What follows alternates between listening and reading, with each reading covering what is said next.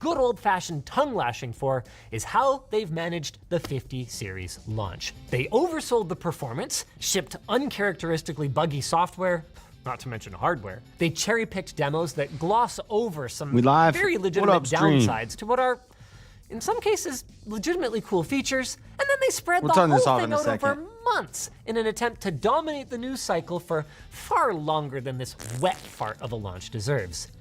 And for what? NVIDIA, your shareholders don't even care about this worthless gaming segment rounding error anymore. And that's actually the first thing that I want to talk about.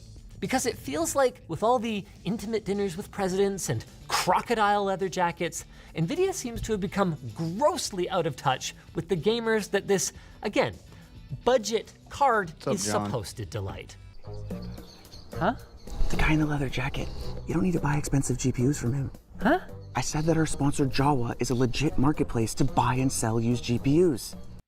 What? Series GPUs, which we will be covering with unboxings and some light benchmarking over on Short Circuit, are laser. And if you look at the Steam hardware survey, this approach actually makes sense, at least on the surface. I mean, almost 25% of users are running some form of 60-class GPU, many of which are locked out of fancy new features like DLSS frame generation and even DLSS AI resolution upscaling for that matter. And we actually planned to explore this upgrade path angle as part of our review. But here's the critical piece that NVIDIA seems to be missing.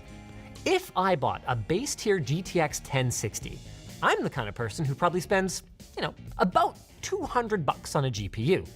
Less if I can snag a deal. What I'm probably not is the kind of person who spends $300 or realistically $380 or $430 if I want an appropriate amount of VRAM for modern gaming. And NVIDIA's argument only gets dumber if we compare to console gaming. I mean, to be clear, I fully acknowledge the benefits of PC gaming. Steam summer sales, free online multiplayer and voice chat, a smorgasbord of games and peripherals spanning decades. But for NVIDIA to roll in 1 week after Nintendo's disastrous reveal that the price of the Switch 2 was $450 and go, okay, but hear me out. Instead of a whole ass console, you could have just the GPU and dinner for two at McDonald's. For $1,000. It's almost comical. Speaking of things comical. What kind of GPU does a PS5 have?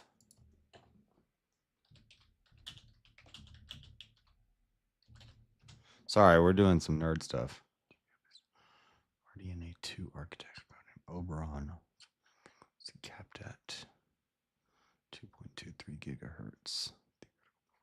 10.28 teraflops, supports 4K gaming. PS5 GPU equivalents.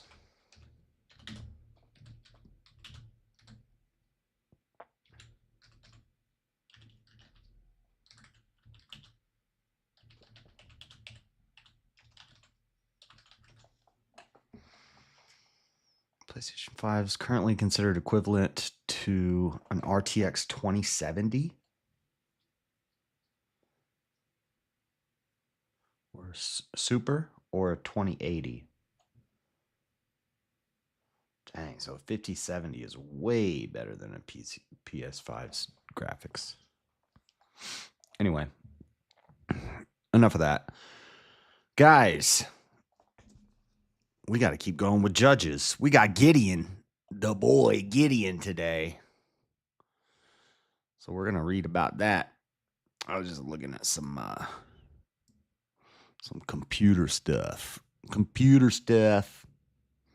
I almost pulled the trigger and bought a 5070 Ti 16 gig yesterday.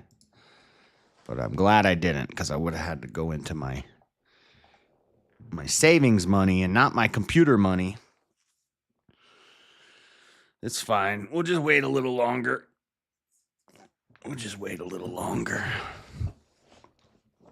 I think I found a desk I want to get to, a new desk. Replace this desk. This desk's all right. Maybe I'll see if Shane wants it. Give it to Shane. He's got an apartment now. Give the desk to Shane. Give him that table if he wants it.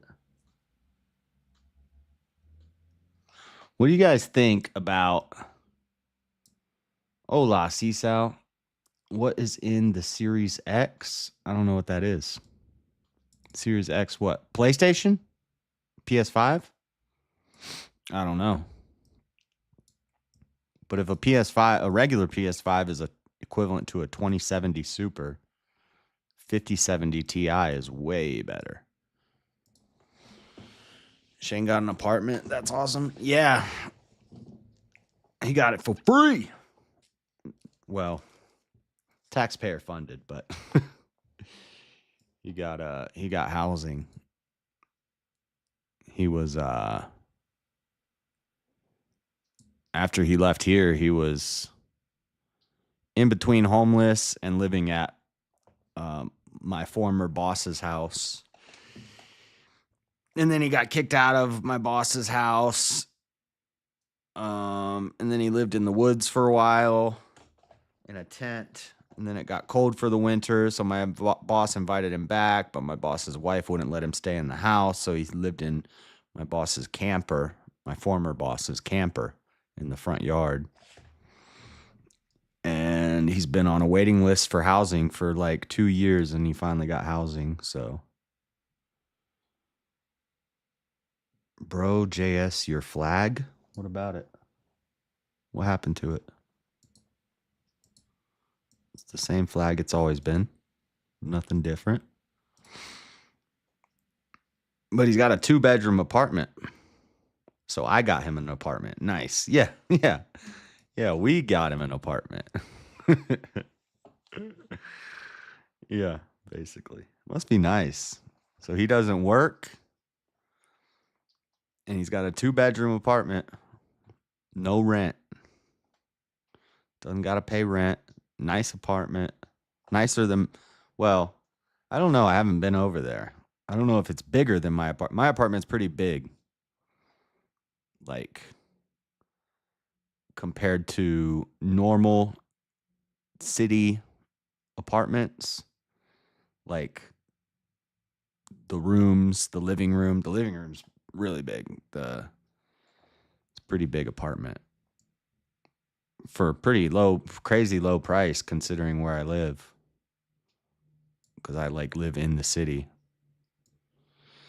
It's an old building though. That's the downside, is it's old. So the bathroom everything's old. The kitchen, the countertops are old and nasty. They're made of plywood and weird tile countertop and ancient stuff. The stove is new, but the countertops, the linoleum is old. The cabinets, it's all old wood stuff. But the living room has newer hardwood floor, which is pretty nice, and the carpet's replaced, so the carpet's it's good. It's nice little apartment, But there's no air con. I don't have I have a swamp cooler, but it's broken. It's been broken for years, for 2 years now. So I have to use these. I don't know what they call them. It's not a window unit. It's kind of like a window unit, but it's not like a window unit that sits in the window. It's like a box that has a tube that goes to the window. You seen those before? I have 2 of them. They're pretty expensive too, but I didn't have to pay for them because I complained that my swamp cooler didn't work anymore, and they had a bunch of these in the storage shed, or 2 of these, and I got both of them. So I got one in my bedroom and one in here, which is fine because I'm never in the living room. I never sit in my living room. I'm never in my living room. I'm only in my kitchen, here, my bedroom. But the kitchen gets hot in the summertime. I have a swamp cooler. I prefer it. Have you ever had central cooling? You're crazy. You prefer a swamp cooler over central air, over an air conditioner? What do you want, drugs? Who prefers a swamp cooler over an air conditioner? Until it gets humid? Yeah, until it gets humid, or it's so hot that the swamp cooler doesn't do anything. Plus, you got to have a window open to get the air to circulate. Maybe you have a better one than what I had, because when it worked, it sucked. It sucked. And there's a door. So there's this room, my bedroom, and the bathroom, and there's a hallway, and there's a doorway that goes in the living room. You can close the door, and you can essentially cut the two halves of the apartment, the kitchen and the living room, and then the two bedrooms and the bathroom. If you close that hallway door, it basically divides the apartment into two halves. And that way, the swamp cooler just cools the back half. And that's all right, but if you the living room, like, and then there's a big glass.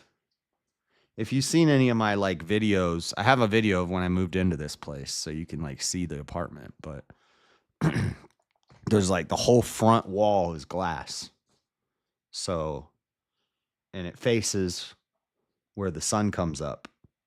So like noon, even if you had the swamp cooler running, the living room is like cooking.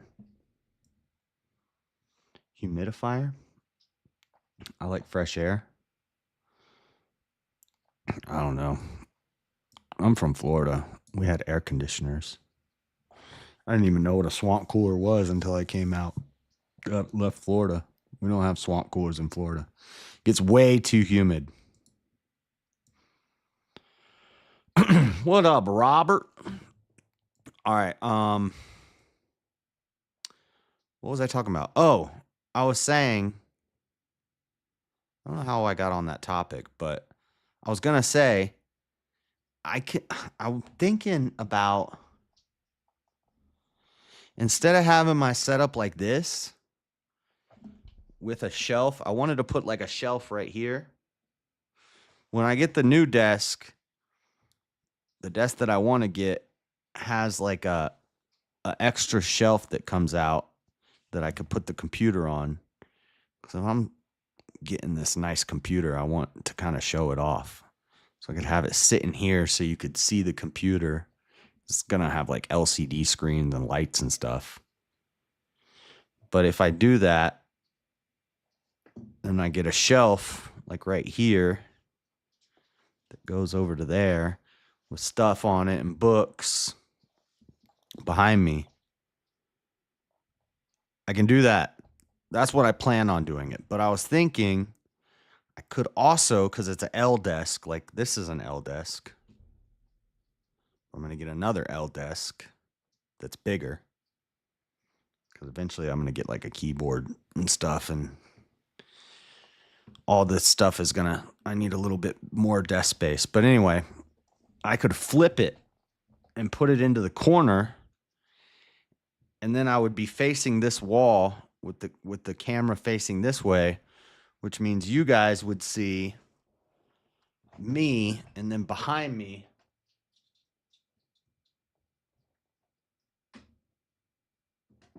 you would see the room.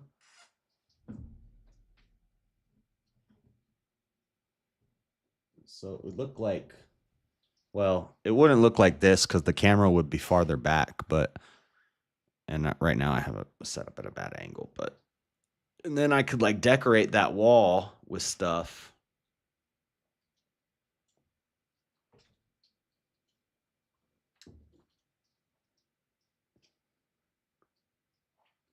It would make it look bigger, you know?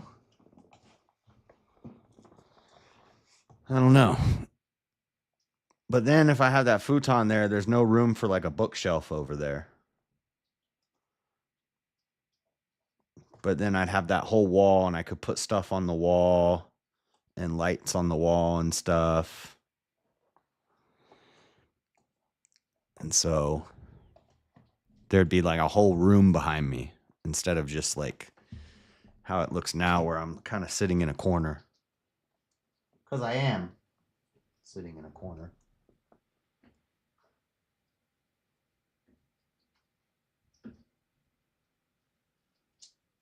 No, my camera's not. No, my thing's not right. I'll fix that later.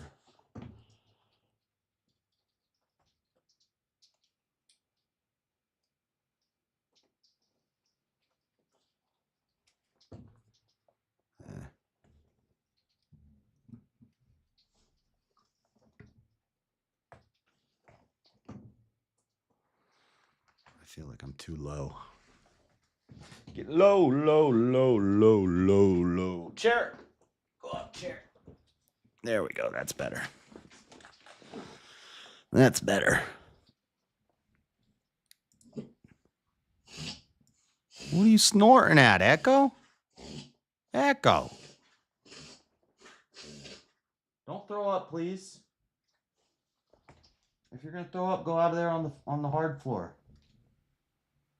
Please don't throw up on the carpet. What are you doing? You're all wet. It's raining. The window's open right now and it's dark.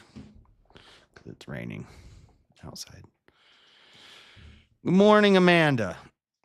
I think we still refer to them. Just imagine that someone's using water to cool off a house makes me angry. It's already too humid where I live. I don't need to feel like I'm in a swamp. Yeah, I'm not a fan of the swamp coolers. Which people don't know about no swamp cooler, but I liked it when I was a kid. What do you think? Keep the setup like this? Or flip the desk and have the whole room behind me? Because I am in a corner. Like, I only have between me and the wall this much space.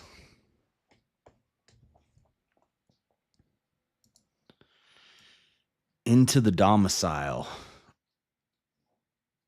It's like a big fan with water-soaked pads that blows air into the domicile.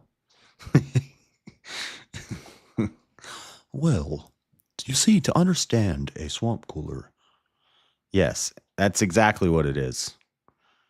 It's a big fan that spins, and it has pads with tubes that drip water down them. Cold water.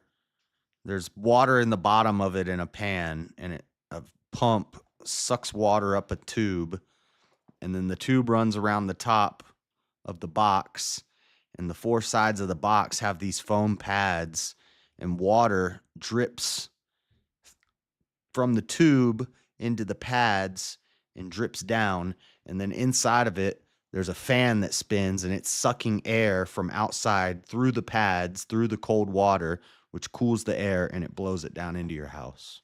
Into your domicile, I mean. Your domicile. Indeed. Yeah. When I used to do the maintenance at this building, at this complex, I used to have to go turn them on every summer and turn them off every winter. And drain them and do all that stuff. Shut the water down. And every summer I'd have to go up there and turn them all on again and make sure the little floater is floating properly. And whenever they break, I'd have to fix them. You should decide once you have the PC build complete for the setup. Yeah. Yeah, and once I get the new desk, which that's going to be a couple months. I don't know. It's looking like it's going to be 2 more months before I get the computer done. it'll be pretty much done. Well, here in a couple days, I'm going to get everything I need other than I'm going to get the cooler. I'm going to get the monitors. I'm going to get the arms that hold the monitors. I'm going to get, what else? Windows. 2 monitors, the arms that hold the monitors, the cooling, the AIO, and Windows. And then I'm going to have to wait another month to get the graphics card. So, not 2 more months, but basically a month. A month from now, I'll have the computer done and ready. And then like 2 weeks after that, I'll buy a new desk. So like 2 months from now, well, I'm going to do the stream when I build the computer. And then I'll probably do, once I get the computer built, I got to clean all the crap out of this room, reorganize that closet, put everything away, get rid of what I don't need and all the boxes and stuff, and then get a new desk. And then I'm going to do a stream building the desk because it's going to suck. It's going to be Chinese Amazon desk building. Not fun. The instructions are always garbage, and it's always like even building this desk. This desk isn't much. The one I'm gonna get is way more stuff than this. So you're gonna get to see me getting frustrated building a desk. Doesn't do ish if it's humid. IKEA?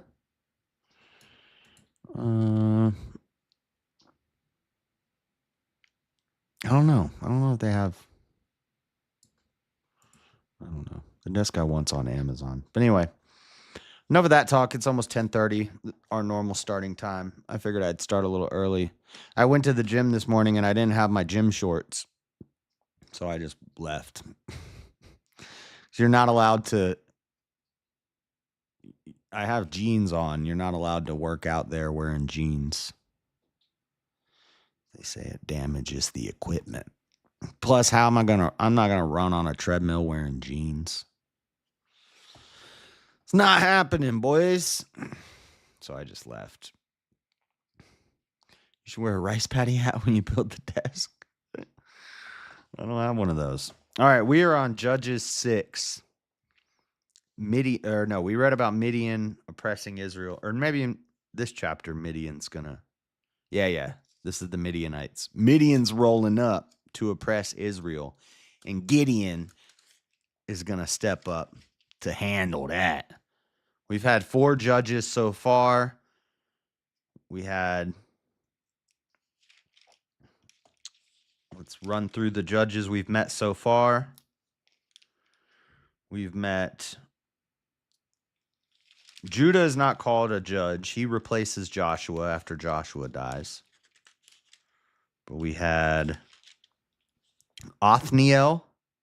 Othniel was cool. We had Ehud. Ehud was gangster. Ehud, the dude that stabbed the fat guy and he dutied himself. Ehud was a gangster. Othniel was a judge. Or no, that was.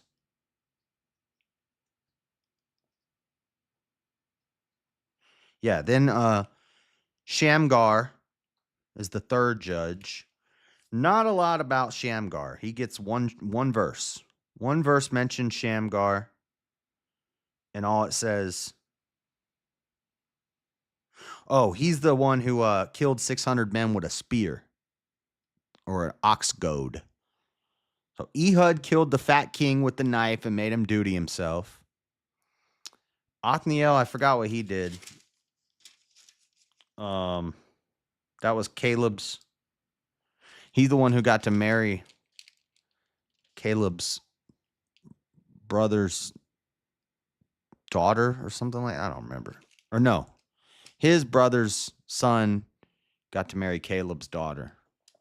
Something like that. Othniel was cool. Shamgar, gangster. One verse, gangster. He killed 600 men with a spear, basically.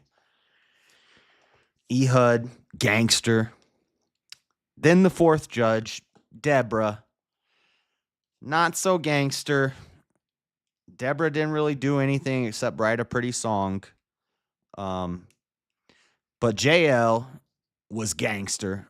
As far as women go, gangsteress. She's the one that put the tent spike through the dude's temple while he was sleeping and nailed him into the ground. Gangster S. Deborah, not so much, but Jael wasn't even a judge. So now we're about to meet the fifth judge, Gideon. And Gideon's got like 2 whole chapters, so I'm expecting this to be exciting. All right. Chapter 6, the lead up to Gideon. We're going to learn about the Midianites oppressing Israel. What's up, Amanda? I think I said what up already to Amanda. What's up, DJ on Paul? Long time no see, man. Where you been? Why don't you ever come on the panels anymore? All right. Chapter 6. Why do I have my headphones on right now? I usually beautiful people here. Bro, why do you type like you're Chinese or something? You don't talk like that. You don't talk the same way you type. Okay.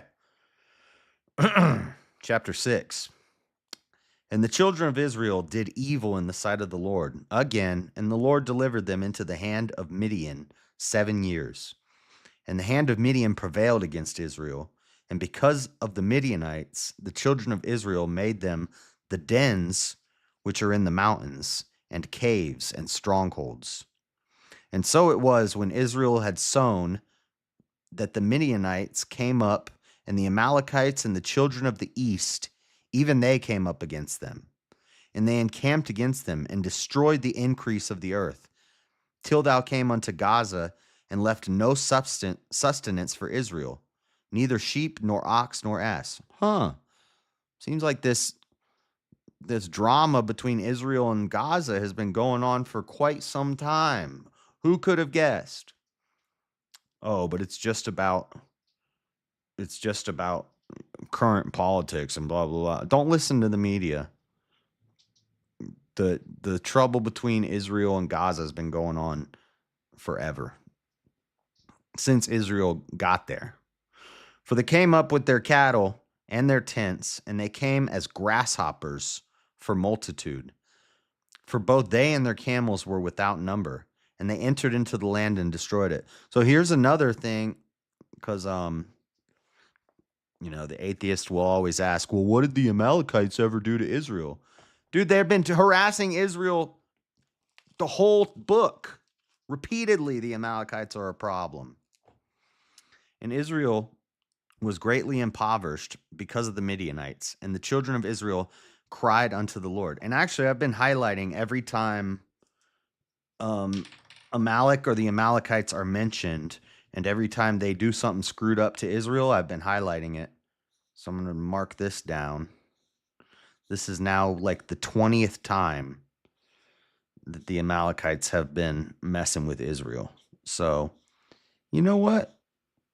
By the time we get to 1 Samuel, I'm sure there's going to be more incidents.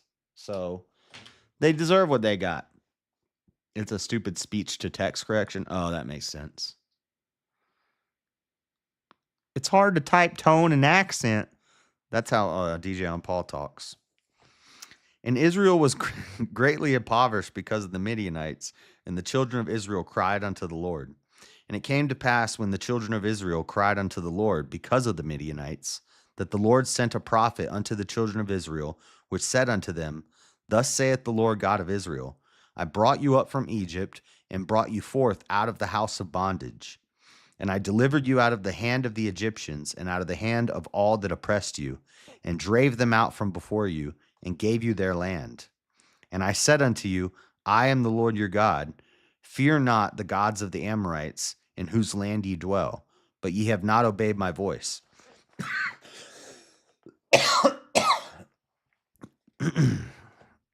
And there came an angel of the Lord and sat under an oak tree, which was in Ophrah, that pertained unto Joash the Abezerite. And his son Gideon threshed wheat by the winepress to hide it from the Midianites. And the angel of the Lord appeared unto him and said unto him, The Lord is with thee, thou mighty man of valor. And Gideon said unto him, O my Lord, if the Lord be with us, why then is all this befallen us? And where be all his miracles which our father told us of, saying, Did not the Lord bring us up from Egypt? But now the Lord hath forsaken us and delivered us into the hands of the Midianites. And the Lord looked upon him and said, Go in this thy might, and thou shalt save Israel from the hand of the Midianites. Have not I sent thee? Now, should I go into this? I don't know if I should go into all this, but yeah, we're just not going to go into this. This all pertains to something that me and Elder Lion have talked about before. It says, And the Lord looked upon him and said, Go in this thy might, and thou shalt save Israel from the hand of the Midianites. Have not I sent thee? So, many of the Christian denominations say that this is Jesus talking. That's one of the opinions, is that this is Jesus talking, and that the angel of the Lord is Jesus. The other opinion to that, or the other idea that some people believe, is that this is an angel of the Lord, like Gabriel, like Michael, the archangels, and that the reason he's talking to him as if he's talking to God is because when a prophet, because earlier it was a prophet, and now it's an angel of the Lord. And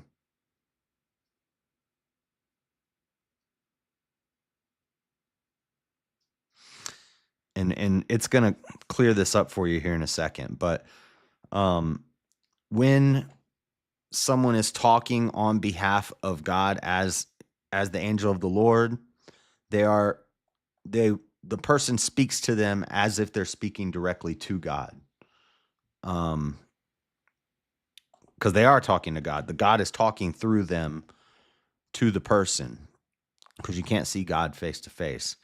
And an example of this that makes it very clear is Isaiah 7:7-10. And this is what me and Elder Lion had this talk a long time ago. In Isaiah 7, God tells Isaiah, go to the king. I forget his name right now. Go to the king. And Thomas that think that, at least that's the oldest version of the angel of the Lord not being Jesus comes from. I don't know. I don't know. I don't do that. Like, there's different interpretations of it. It doesn't matter who said it first or who wrote it first. It's like if I say there's no free will and somebody says, "Oh, you're a Calvinist. You got that from Calvin." No. Calvin got it from the Bible. Just like it's just different people's interpretations of things or understanding of things and their best guesses at what it means. So I don't know. Maybe he was the first one to write it down. But would that be like foreshadowing? I don't know. I didn't even like, so like when I was in Christian school and going to church when I was a kid. It was a Baptist church, and we were always taught that this is most likely an archangel, such as Michael or Gabriel. Like in Luke, what is it, Luke 7, where it says Gabriel, the angel of the Lord, whose name was Gabriel, came to tell of Jesus's birth. So, and that's the only time that we are given a name for an angel of the Lord is in Luke, which is the New Testament. But when they talk about him wielding a sword, I think that's Michael. Personally. Anyway, just wanted to clear that up. So there's two ways to look at this. Either one, this is Jesus talking to Midian or talking to Gideon, and that's why Gideon calls him Lord and talks to him as if he's God, because he is God. Or the other option is this is just an angel that is a messenger of God, and it's God speaking through the angel to Gideon. I said I didn't want to go into it, and I went into it. Sounds like an ancient war. They also attacked the seat of God. Who's that? That's from a minute ago. I don't remember what I was reading. And the Lord looked upon him, because see, it says, and the Lord looked upon him and said, so this is God speaking, but it says that an angel of the Lord is speaking to Gideon. So how do you make sense of that? Well, you could say that the angel of the Lord is Jesus. Or the other way to make sense of it, since we see the same thing in Isaiah, is to say that it's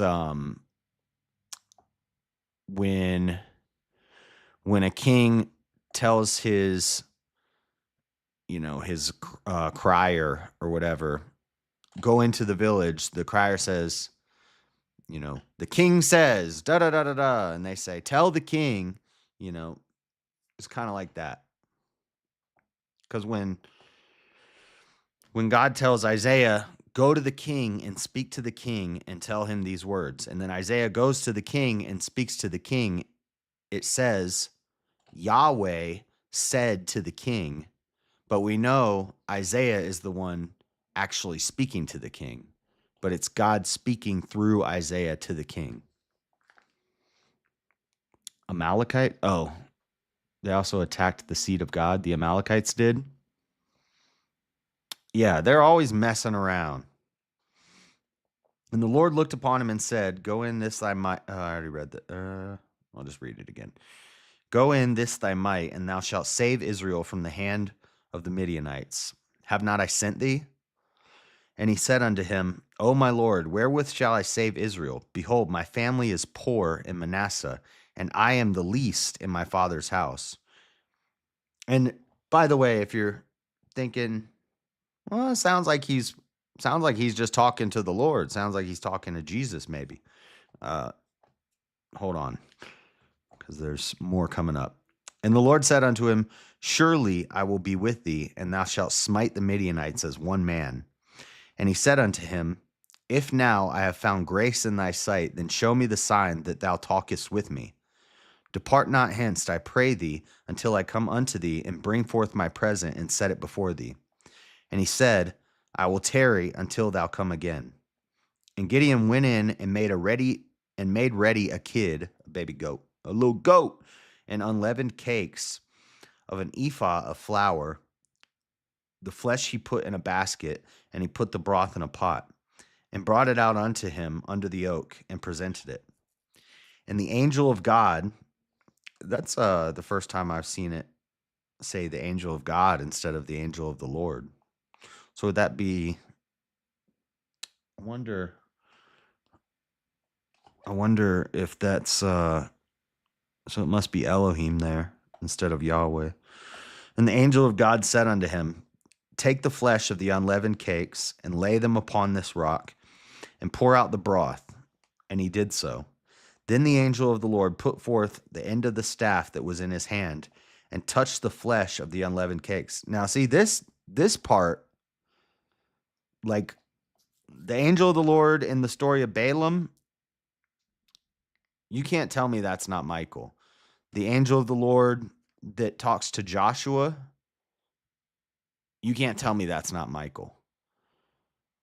This seems like this would probably be the most convincing angel of the Lord situation so far, that I could be like, okay, I see how that could be Jesus, because this seems like he has a staff. But the one that's holding the sword, I think that's Michael. And there could be multiple. There could be, sometimes maybe it is Michael. Sometimes maybe it's, in Luke, it's Gabriel. Maybe this is Jesus. Yeah, I could see that. And there rose up, and then the angel of the Lord put forth the end of his staff that was in his hand, and touched the flesh and the unleavened cakes. And there rose up fire out of the rock, and consumed the flesh and the unleavened cakes. Then the angel of the Lord departed out of his sight. He didn't even eat it, he just burnt it up. And when Gideon perceived that he was an angel of the Lord, Gideon said, Alas, O Lord God, for because I have seen an angel of the Lord face to face. And the Lord said unto him, Peace be unto thee, fear not, thou shalt not die. Ever? No. Then Gideon built an altar there unto the Lord, and called it Jehovah Shalom. Unto this day it is yet in Ophrah of the Abiezrites. Jehovah Shalom. That's pretty, see,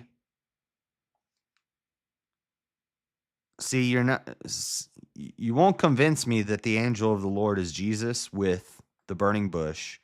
You're not going to do it with the story of Balaam's donkey. You're not going to do it with Joshua meeting the angel of the Lord before they went into Jericho. This one is pretty, that's, makes it more, it makes more sense. It makes it more, this specific one. And it came to pass the same night that the Lord said unto him, Take thy father's young bullock, even the second bullock of 7 years, and throw down the altar of Baal that thy father hath, and cut down the grove that is by it, and build an altar unto the Lord thy God upon the top of this rock, in the ordered place, and take the second bullock, and offer a burnt sacrifice with the wood of the grove which thou shalt cut down. Then Gideon took 10 men of his servants, and did as the Lord had said unto him. And so it was, because he feared his father's household and the men of the city, that he could not do it by day, that he did it by night. And when the men of the city arose early in the morning, behold, the altar of Baal was cast down, and the grove was cut down that was by it. And the second bullock was offered upon the altar that was built. Like the stream fans. English is so different today. How did the translations represent the scriptures, especially with different languages, etc.? Can't find good results on the internet. I concur with hit the like. Can't find good results on the internet? Well, you could look at the, if you want the Hebrew, you can look at the Masoretic text. If you want the Greek, you can look at the Septuagint.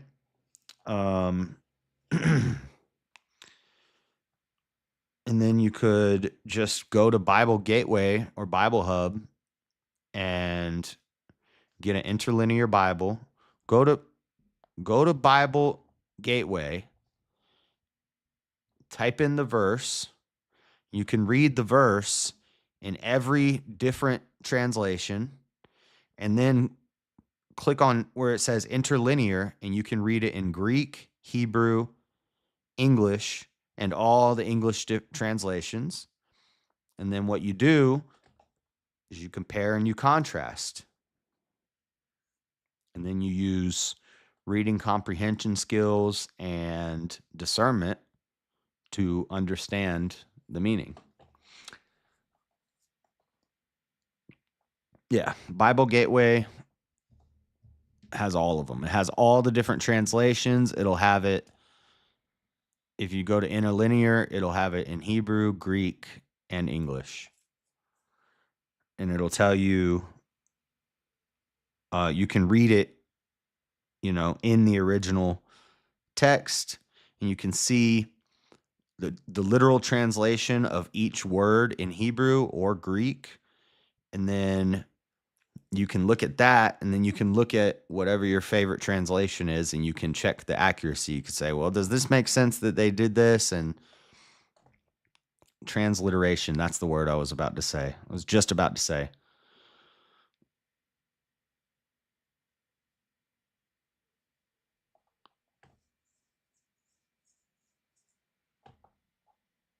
Transliteration.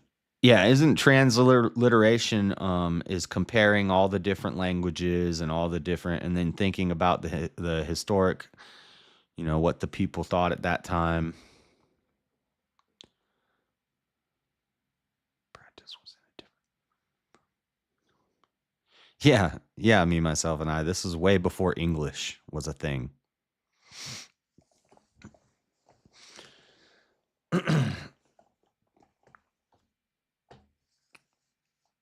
Y'all. Anyway. Oh, man. My leg is sore. Okay.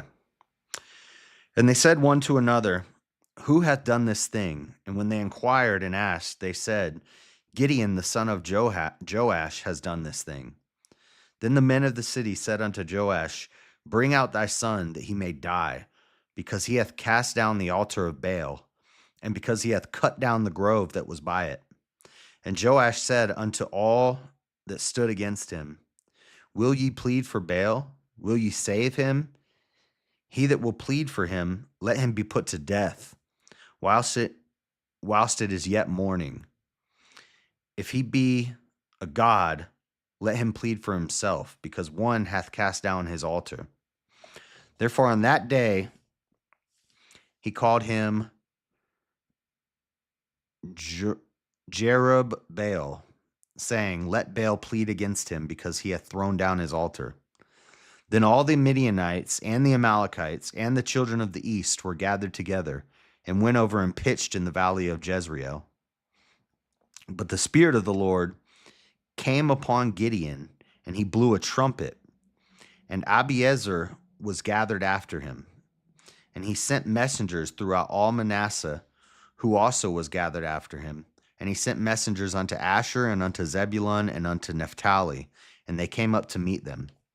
And Gideon said unto God, if thou wilt save Israel by mine hand, as thou hast said, behold, I will put a fleece of wool in the floor, and if the dew be on the fleece only, and it be dry upon all the earth beside, then I shall know that thou wilt save Israel by mine hand, as thou hast said. Why do you keep testing God, Gideon? He already proved, he said he's going to have some faith, bruh. And it was so, for he rose up early on the morrow, and thrust the fleece together, and wringed the dew out of the fleece, a bowl full of water. And Gideon said unto God, let not thine anger be hot against me, and I will speak but this once. Let me prove, I pray thee, but this once with the fleece. Let it now be dry only upon the fleece, and upon all the ground let there be dew.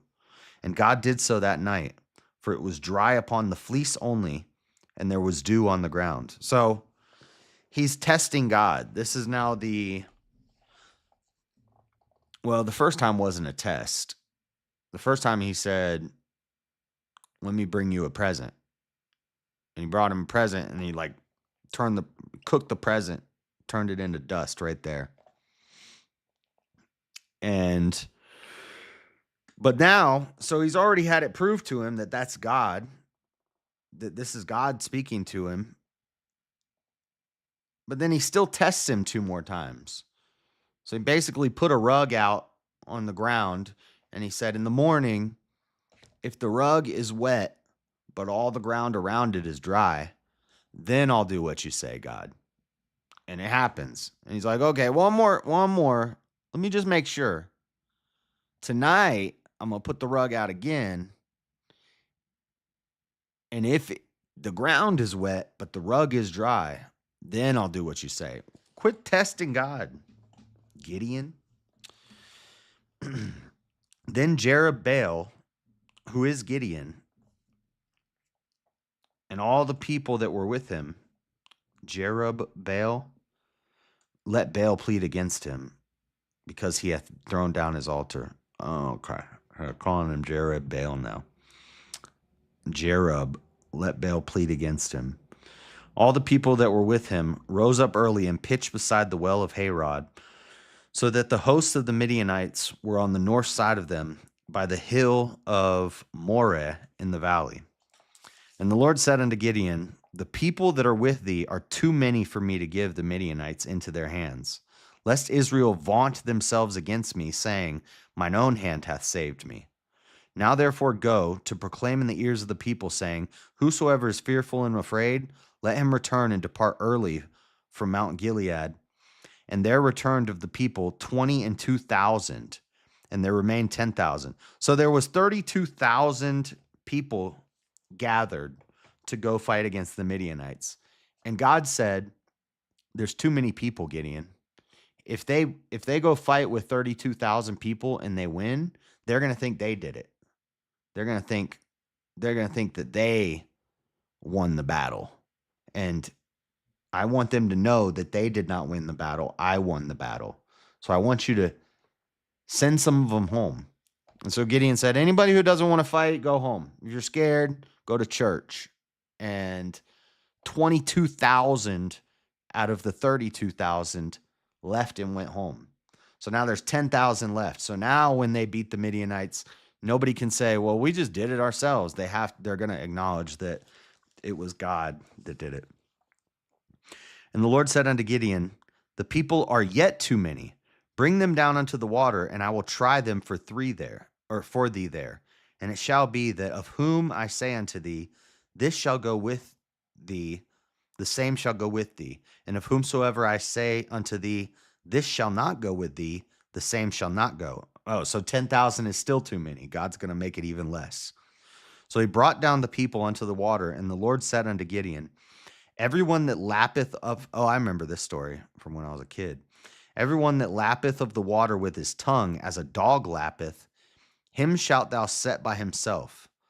Likewise, everyone that boweth down upon his knees to drink.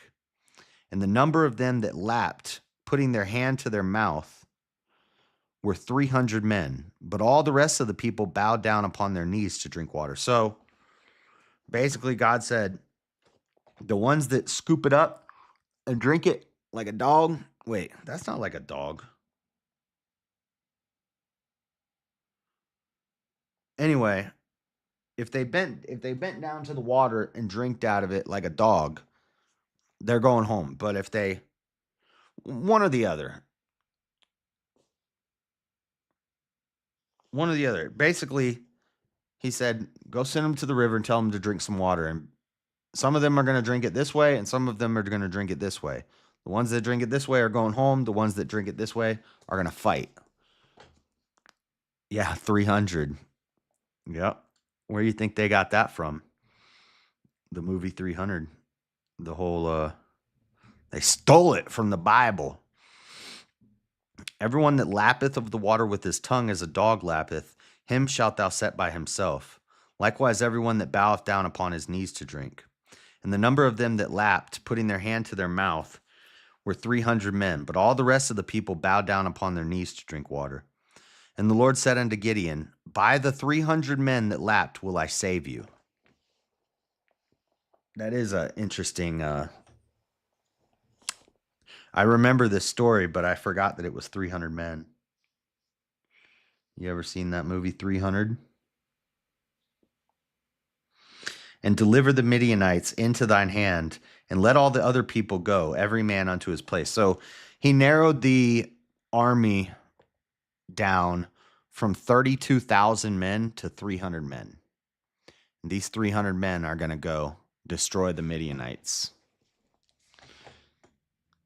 Yep.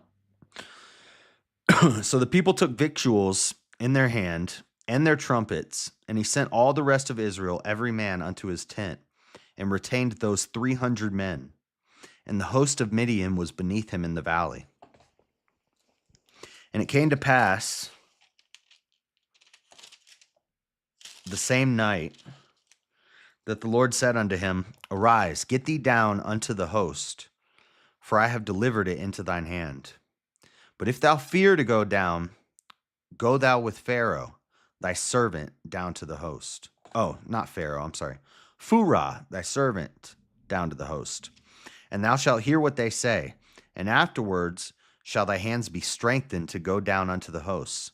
Then he went down with Phurah his servant unto the outside of the armed men that were in the host. And the Midianites and the Amalekites and all the children of the east lay along in the valley like grasshoppers for multitude. And their camels were without number, as the 1,000 by the seaside for multitude. And when Gideon was come, behold, there was a man that told a dream unto his fellow, and said, Behold, I dreamed a dream, and lo, a cake of barley bread tumbled into the host of Midian, and came unto a tent, and smote it, that it fell, and overturned it, that the tent lay along. And his fellow answered, Also,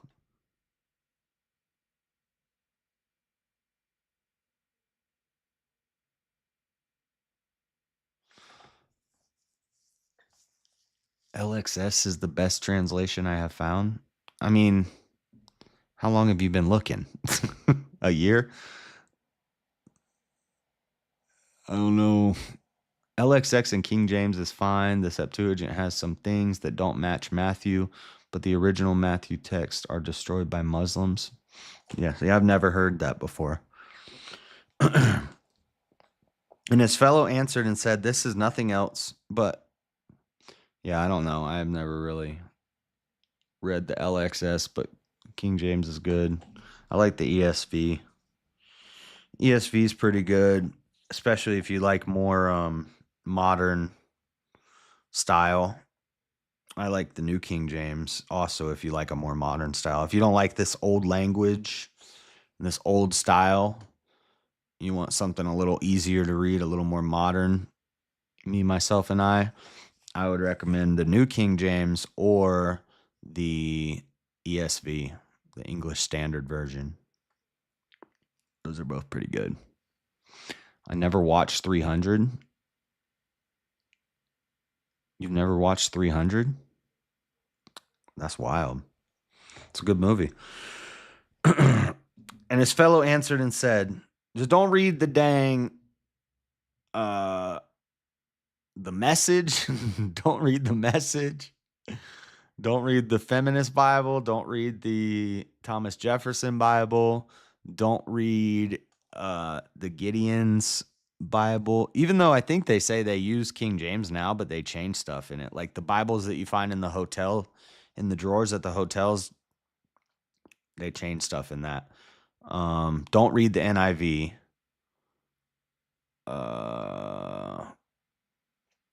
Those are like the ones to steer clear of.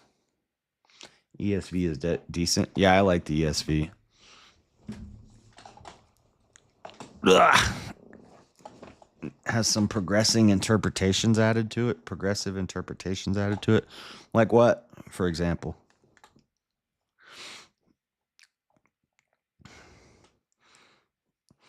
And his fellow answered and said, where are we? Okay, they're about to smote them. And when Gideon was come, behold, there was a man that told a dream. Wait, did I skip that? I don't remember that. Okay, so they're in the Midianites are in the valley.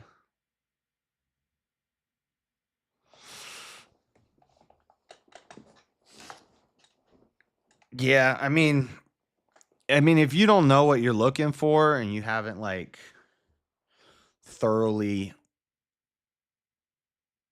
Was the NIV I was thinking of? Probably the NIV. Yeah, the NIV is a mess. But still, it's like 99% the same as the KJV, but that 1% is like a problem. Yeah. NIV takes some liberties. Yeah, NIV is a mess. Yeah, I don't know of any egregious differences in the ESV, but the NIV, and we've talked about some of them before while doing this. The NIV is a mess. Gideon, the Gideon's Bible, the ones at the hotel, they changed John 3:16, or no, they changed John 1:1 from "in the beginning was the Word, and the Word was with God, and the Word was God." They changed it to "in the beginning was a Word." No, wait, how did they change it? Let me look it up. I don't know. This might not be true anymore because I think they started using the King James. Gideon Bible changes John 1:1. Unless I'm thinking of something different.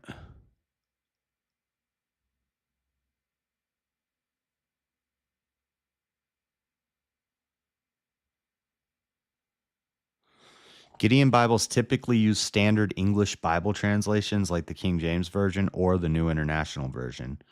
And they don't, so there's different ones.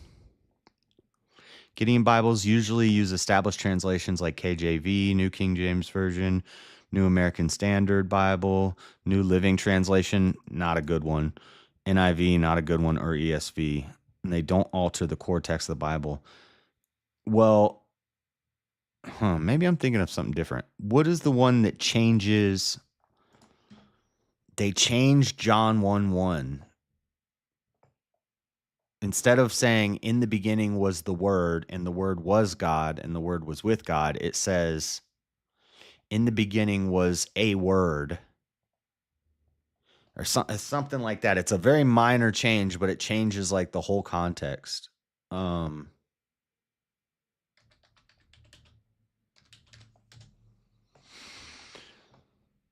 Let's go to Bible Gateway. No, not Bible Gateway. Go to Bible Hub. It should give it. Yeah, here it is. Okay. In the beginning was the Word. In the beginning was the Word. And the Word was with God. And the Word was God. In the beginning was the Word. And the Word was with God. And the Word was God. And the Word was with God. And the Word was God. And the Word was with God. And the Word was God. King James.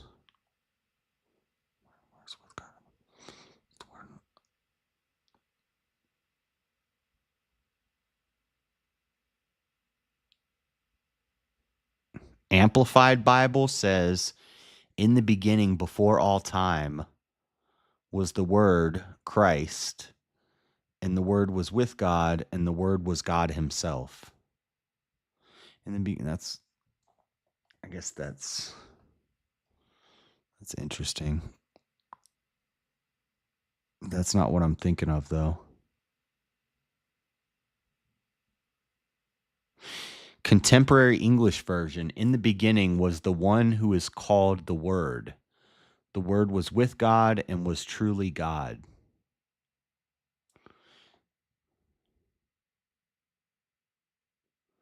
God's Word translation says, "In the beginning, the Word already existed.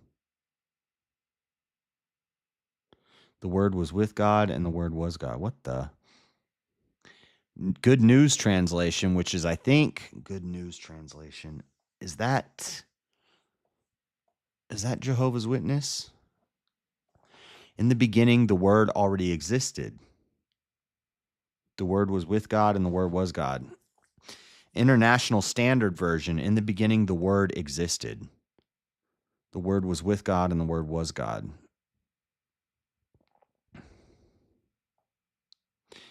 Net Bible says, "In the beginning was the Word, and the Word was with God, and the Word was fully God."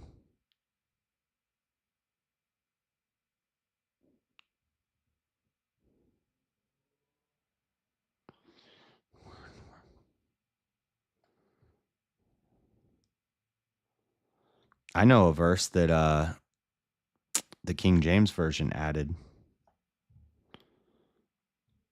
but I always forget it. It's John.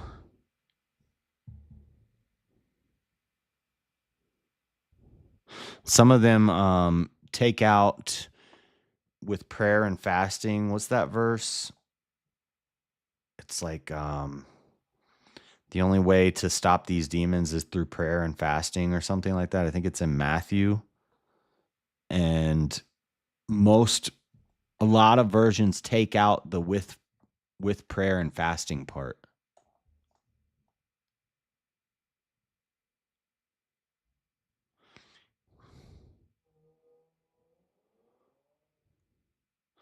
What am I thinking of?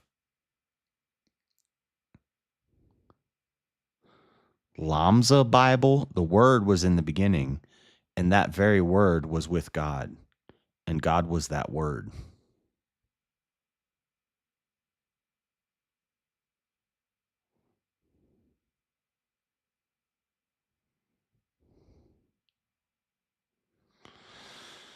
There's some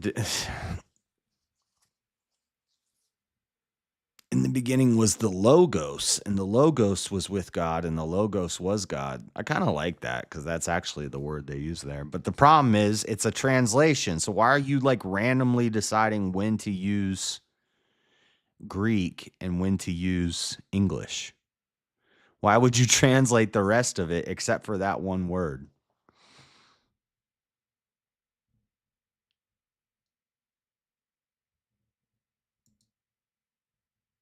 Uh,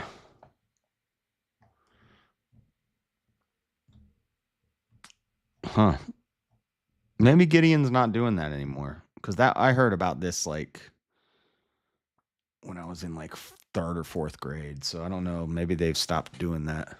They used to change stuff in the Gideon Bible. How do I put it before it was scripture? It was verbal, comes to scripture, cast down through time and translated. I don't know how to word it or ask the question I have. Yeah, it was originally verbal. It's Hebrew, Greek, and Aramaic. Originally, Aramaic was a spoken language. Actually, I don't know. I fact checked that. I don't know. The facts are always changing. Now I read somewhere that Aramaic was written before it was spoken. But I was always taught that it was spoken first.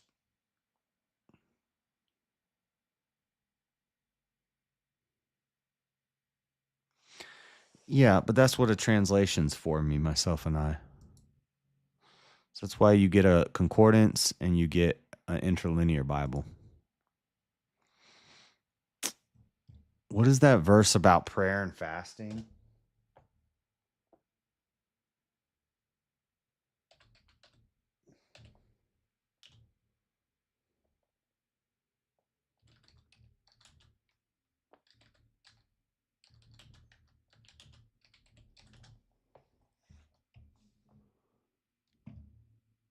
Oh, it's 1 John 5:7, yeah.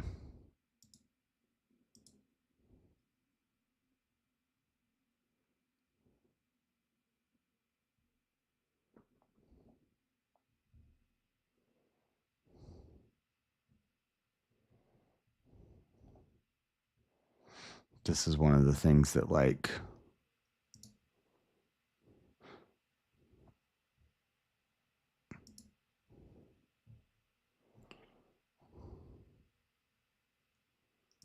this is one of the things that blew my mind when I learned this.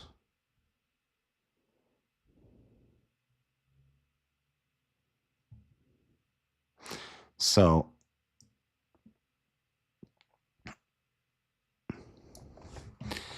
this was I'm not going to go into that cuz I'm going to make people mad, but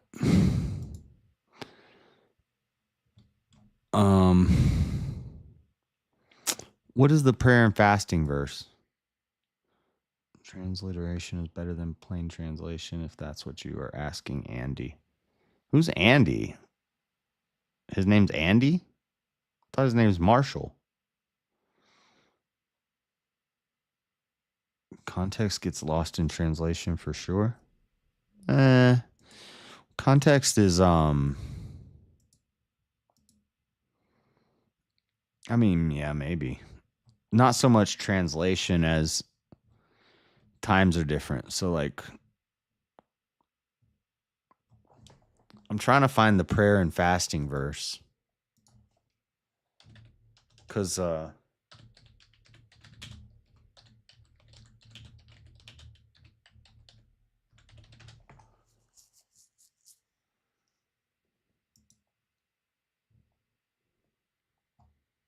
see, oh, 17, Matthew 17:21.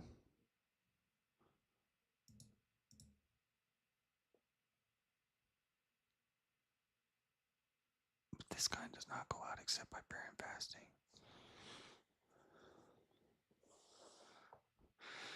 This kind of spirit will not leave a person unless you pray and you do not eat for a time. This kind does not go out except by prayer and fasting. Which version cuts that out?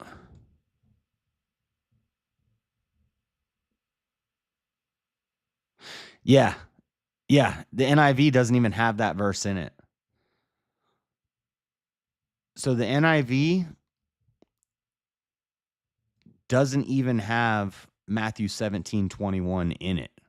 A couple versions don't. The CJB version does not have that verse.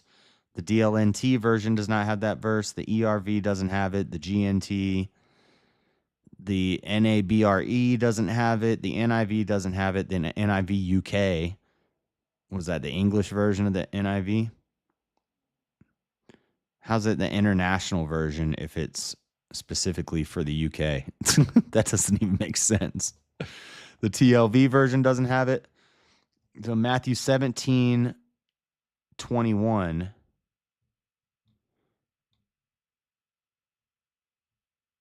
How come is it in the KJV? Yeah. So Matthew 17:21, howbeit this kind goeth not out but by prayer and fasting. It's talking about demons. And it said this kind of demon only goes out through prayer and fasting. But a bunch of versions of the Bible, including the NIV, which is probably the most popular one, leaves that verse out completely, which is weird.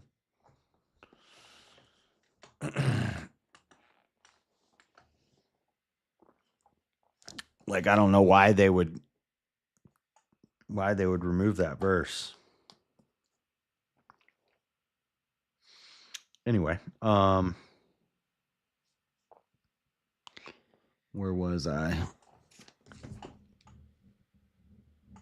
Yeah, that's why every time we start a new book, we look at when it was written, who it was written by, and who it's talking to, what style it's written in.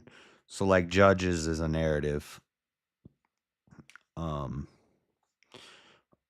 Most likely written by Samuel, but anonymous in the 500s with one of the Deuteronomical books, something like that.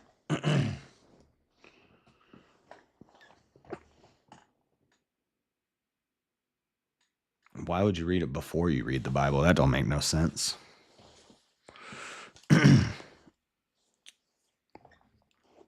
Yeah, I'm gonna.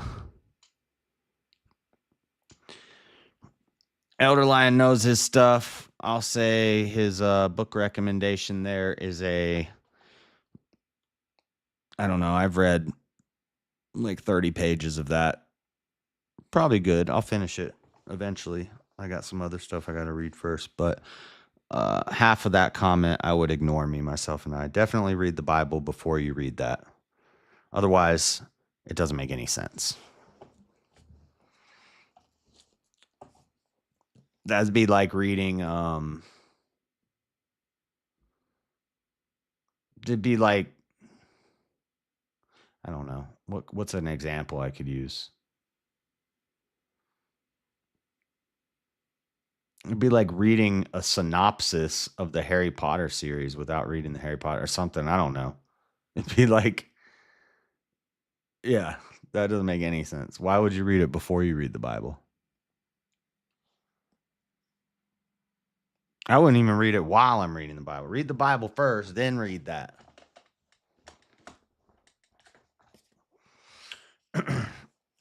Anyway, I don't remember where I was. And it was so, if you want some tips on how to read the Bible, how you should, I'd say, I like this tip. Read the New Testament, then, or maybe I'd say read Genesis and Exodus, then read the New Testament,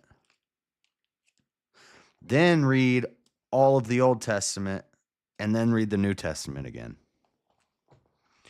And then whenever you just want to pick it up and read a little something, just open it up to the middle and you'll be in Proverbs or you'll be in Psalms. If you go straight to the middle, you'll be in Psalms or Proverbs, but go to Proverbs and just read a chapter each day. There's 31 chapters, so every month you can just read through Proverbs. Because Proverbs is just little sayings that it makes sense as long as you don't hold to sola scriptura. No, it doesn't make any sense at all. It talks about theology relating to the Bible,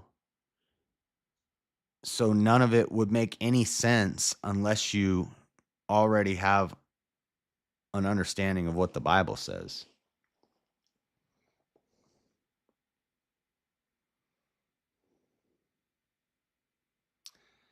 No, that's a very biased opinion. Location, author, history, important notes to know how many different.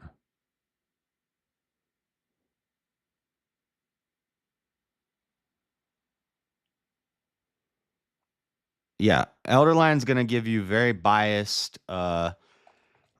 Orthodox. I've been studying Orthodoxy for 6 months advice, and that's no. No. Yeah, Proverbs, what you find the daily devotionals a lot.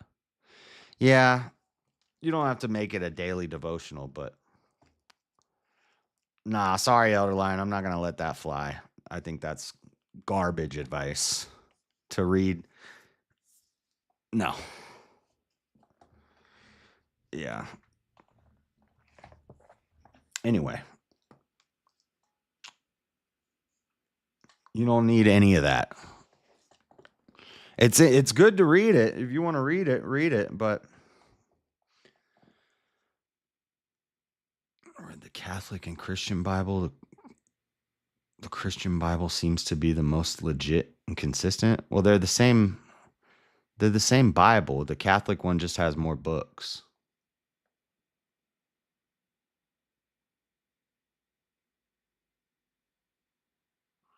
You can be confidently wrong. No, I'm just not going to let you, put out your. No. I can be confidently wrong that, yeah, you don't need the Bible. Just read the book that was written 2,000 years later about. Dude, that's crazy. That's crazy. That's wild. You're telling this dude, wow, whatever. Do what you want, me, myself, and I. But that's horrible advice. Anyway. Read the. Oh, man. Too many different variants. The Catholic Bible is going to have all the same stuff that this Bible has and more. So if you want to get a Catholic Bible or the Orthodox Study Bible, it's just going to have extra stuff. Not like extra in a bad way. It's going to have more. It's going to be longer. So nothing wrong with that. But you don't need to read extra biblical stuff from some doctor who went to college so that he could teach you 2,000 years later. First, that's no. All right. Where was I?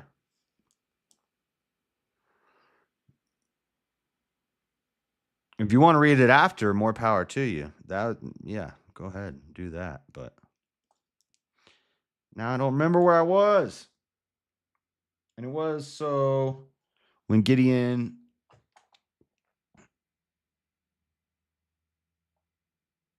Yeah, but you don't even know. Anyway, I'm not going to argue this with you, dude. It's ridiculous. When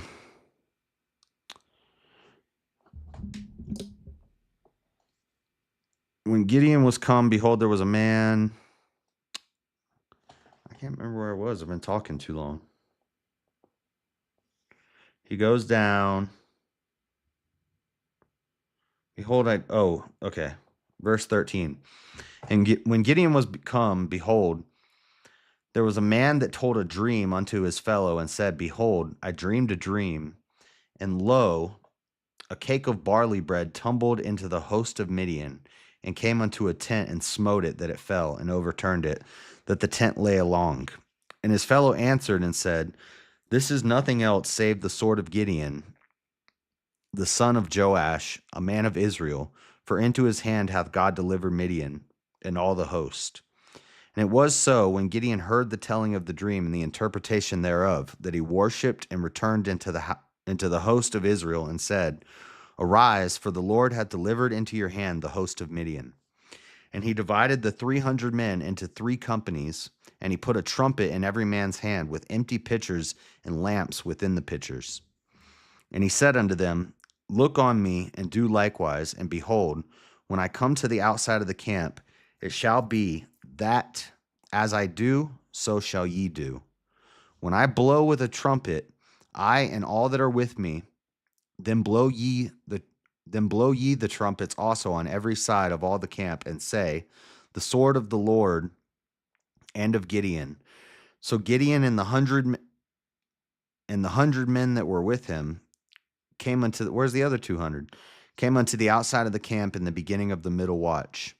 And they had but newly set the watch, and they blew the trumpets and brake the pitchers that were in their hands. And the 3 companies blew the trumpets and brake the pitchers, and held the lamps in their left hands, and the trumpets in their right hands, to blow withal. And they cried, the sword of the Lord and of Gideon. And they stood every man in his place round about the camp, and all the host ran and cried and fled. You remember this story? You sure you're not remembering Jericho? Because they blew the trumpets there too. And the 3 companies blew the trumpets and brake the pitchers, and held the lamps in their left hands, and the trumpets in their right hands, to blow withal. And they cried, the sword of the Lord and of Gideon. You remember what you said about when I said I'm going to go visit an Orthodox church, Nada? Yeah, you're totally right, by the way. And they stood. You remember what you said to me? Was it you or DJ on Paul that said it? Both? Yeah. Yeah, that makes sense. It's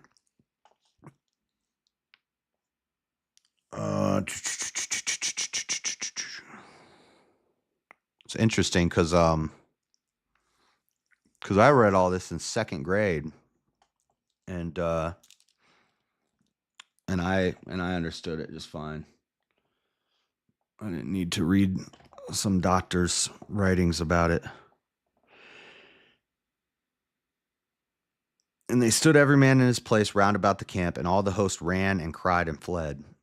And the 300 blew the trumpets, and the Lord set every man's sword against his fellow, even throughout all the host. And the host fled to Bethshittah and Zerath, and to the border of Abi Meholah unto Tabith. And the men of Israel gathered themselves together out of Naphtali and out of Asher and out of all Manasseh, and pursued after the Midianites.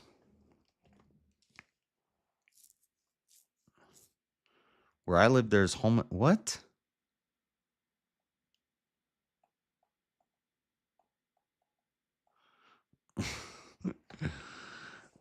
So ready for the weekend. Why has their week been awesome? I love roaming in the dark. Nah, I'm not gonna say what you said, Nada, but it was on point. And Gideon sent messengers throughout all Mount Ephraim, saying, "Come down against the Midianites, and take before them the waters unto Bethbarah and Jordan." Then all the men of Ephraim gathered themselves together and took the waters unto Bethbarah and Jordan. And they took 2 princes of the Midianites, Oreb and Zeeb, and they slew Oreb upon the rock Oreb and Zeeb. Wait, what? Did I read that twice? Oh, no, it's just repeating. The rock Oreb and Zeeb they slew at the winepress of Zeeb, and pursued Midian, and brought the heads of Oreb and Zeeb to Gideon on the other side Jordan. Okay, Elderline, you can leave if you want. You're free to leave. If you just want to come here and push your narrative, that's fine. We're reading the Bible here. So I know that you'd rather read about church history. That's fine. You can do that. Go start your own stream and read that book on your stream. Chapter 8. And the men of Ephraim said unto him, Why hast thou served us thus? And thou calledst us not, when thou wentest to fight with the Midian. Oh, this is chapter 8. This is Gideon refuses to become king. When thou wentest to fight with the Midianites, and they did chide with him sharply. And he said unto them, What have I done now in comparison of you? Is not the gleaning of the grapes of Ephraim better than the vintage of Abiezer? God hath delivered into your hands the princes of Midian, Oreb and Zeeb. And what was I able to do in comparison of you? Then their anger was abated toward him when he had said that. And Gideon came to Jordan and passed over, he and the 300 men that were with him, faint yet pursuing them. And he said unto the men of Succoth, Give, I pray you, loaves of bread unto the people that follow me, for they be faint, and I am pursuing after Zebah and Zalmunna, kings of Midian. And the princes of Succoth said, Are the hands of Zebah and Zalmunna now in thine hand, and we should give bread unto thine army? And Gideon said, Therefore, when the Lord hath delivered Zebah and Zalmunna into mine hand, then I will tear your flesh with the thorns of the wilderness and with briars. And he went up thence to Penuel and spake unto them likewise. And the men of Penuel answered him, as the men of Succoth had answered him. And he spake also unto the men of Penuel, saying, When I come again in peace, I will break down this tower. Now Zebah and Zalmunna were in Karkor, and their hosts with them, about 15,000 men, all that were left of all the hosts of the children of the east. And there fell 120,000 men that drew sword. And there fell 120,000 men that drew sword.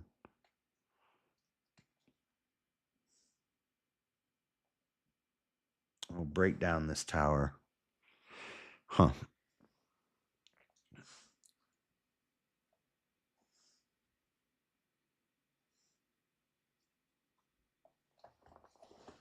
Just make me a mod, for thy banhammer will be swift. I haven't known you long enough, and I don't want to. I'm not trying to ban Elderline.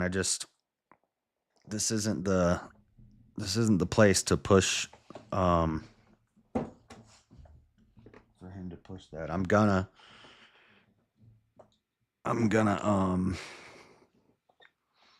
refute that.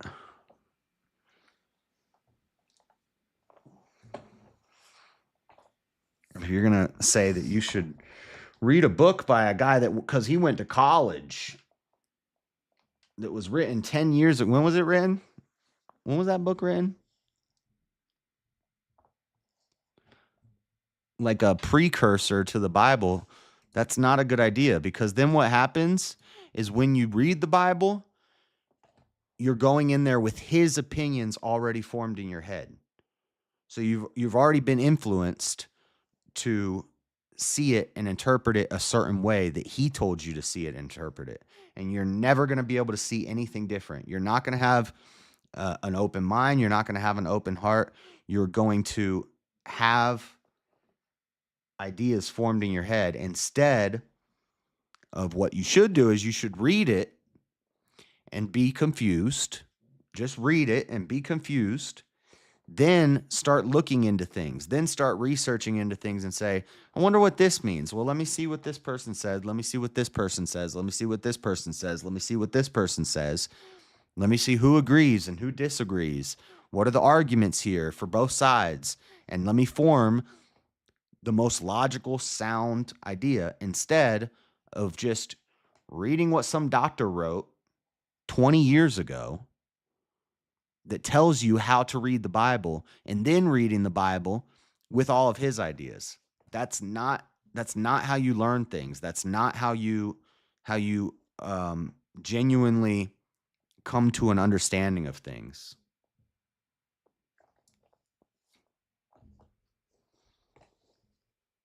I'm a mod on several channels. I troll, but I never banned. Yeah, hang out. I'll get to know you, and maybe someday. But currently, I got too many mods. Thank you, Robert, for the chair chat.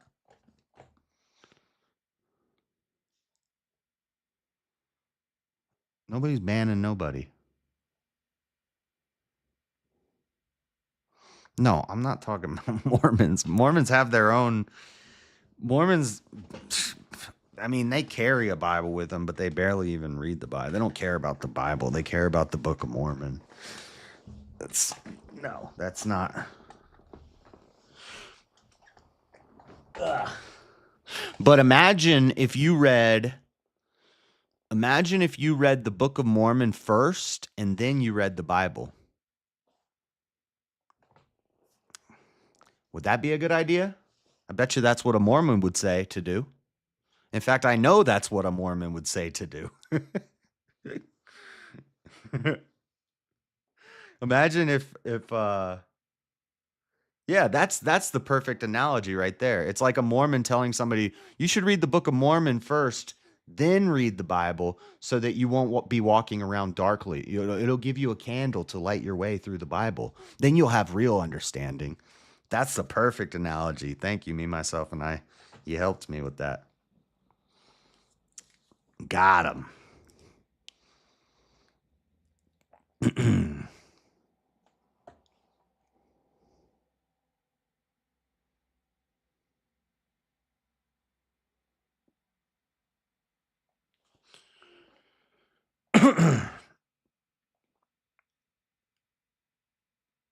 Yeah, and Mormons think that their position is true too. And I'm not even saying that you're wrong, Elder Lion. I prefer the Orthodox position.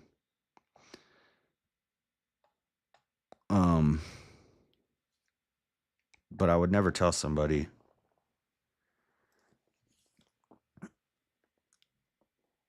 that. You don't understand what the point of life is? And I'm 30 plus years old. Yeah. Step one,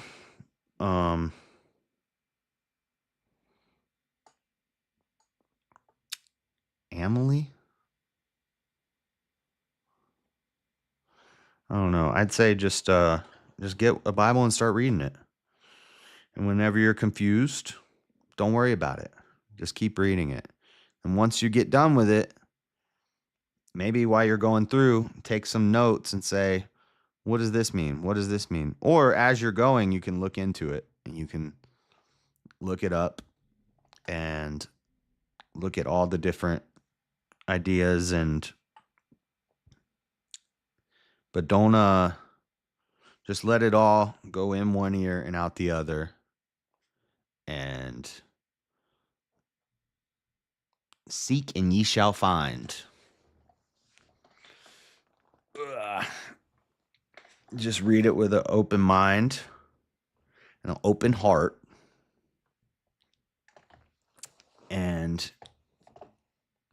over time, you'll be able to discern the truth of it.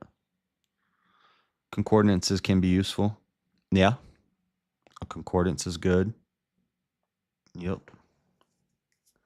But the concordance isn't something like, I wouldn't tell you, read a concordance first, then read the Bible, because a concordance is like a companion that it's just like it's like an index. It's like, what does this word mean? And you can look it up in that. Yeah, Kent Hovind has books. I would never tell anybody to read Kent Hovind before they read the Bible. I would never do that. I would never tell anybody to read, I don't know, a pope or something, or I would never tell anybody to read like Gnostic texts before they read the Bible. Like, no, just start with the Bible, then get into all that extra stuff.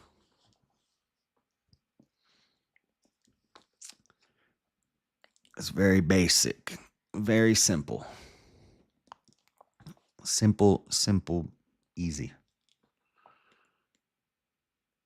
I think you're overthinking it, me, myself, and I.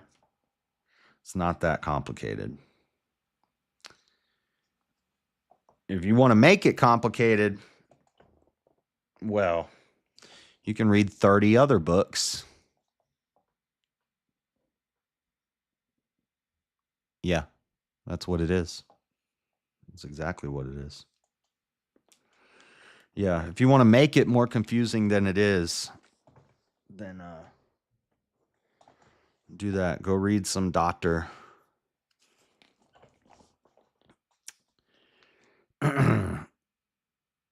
And Gideon went up by the way of them that dwelt in the tents in the east of Nobah, and Jogbehah, and smote the host, for the host was secure.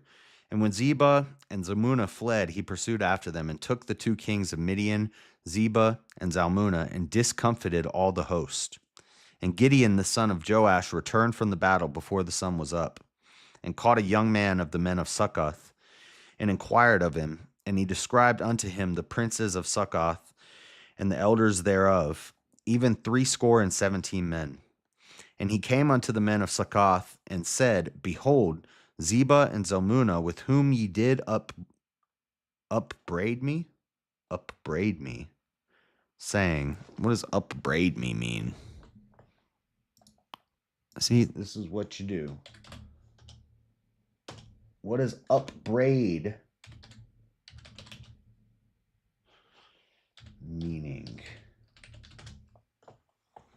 Find fault with, or to scold.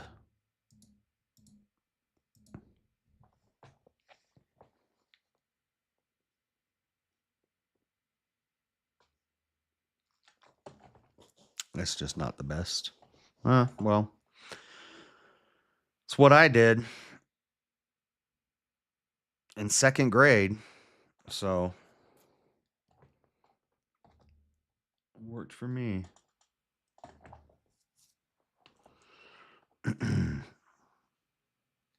I had the first 5 chapters of Genesis memorized by 3rd grade. So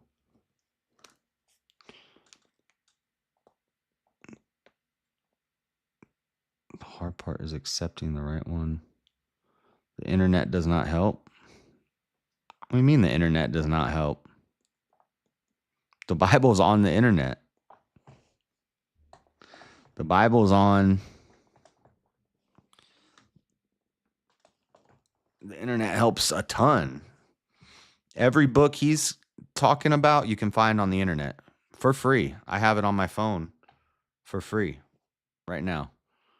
Every translation of the Bible is on the internet. It's actually it helps a ton. Every definition I need to know, every translation I need to know, every possible doctrine, every possible interpretation of a verse, what the Catholics church history says, what the Orthodox church history says. I can find out the arguments that atheists will make against it, the rebuttals to the arguments the atheists will make. It's all on the internet.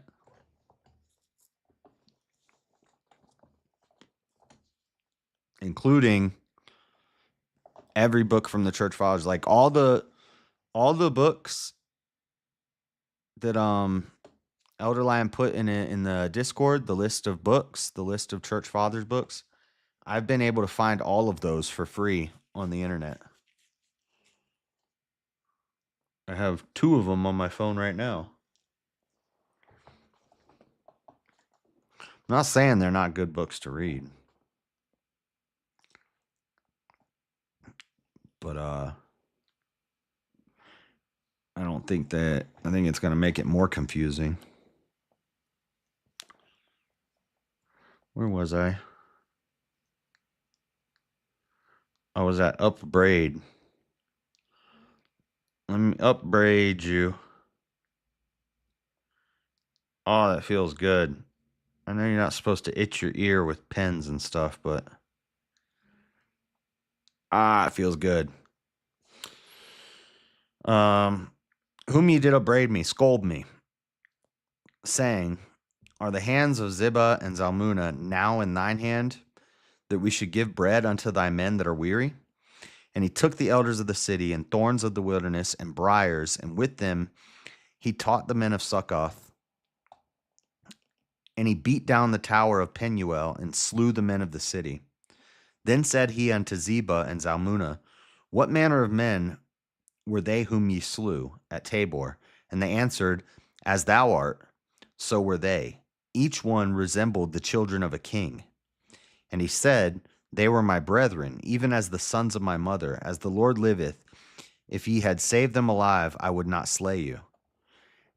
And he said unto Jether his firstborn, up and slay them. But the youth drew not his sword, for he feared because he was yet a youth. And Ziba and Zalmunna said, rise thou and fall. I'm going to read a summary of this after I'm done, because I've been focused more on the chat than I have on reading this. And fall upon us, for as the man is, so is his strength. And Gideon arose and slew Ziba and Zalmunna, and took away the ornaments that were on their camels' necks. Then the men of Israel said unto Gideon, rule thou over us, both thou and thy son's son also, for thou hast delivered us from the hand of Midian. And Gideon said unto them, I will not rule over you, neither shall my son rule over you.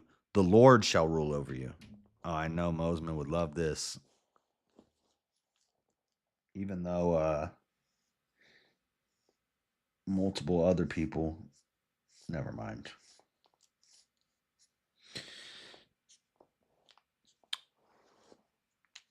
So they tell him they want to make Gideon king, and he says no. And Gideon said unto them, I would desire a request of you, that ye would give me every man the earrings of his prey. For they had golden earrings, because they were Ishmaelites. And they answered, we will willingly give them. And they spread a garment, and did cast therein every man the earrings of his prey. And the weight of the golden earrings that he requested was 1,700 shekels of gold. That's a lot of gold. That's a lot of shekels, boys. Beside ornaments and collars and purple raiment that was on the kings of Midian, and beside the chains that were about the camels' necks. And Gideon made an ephod thereof, ephod thereof, and put it in his city. An ephod. Doesn't this seem like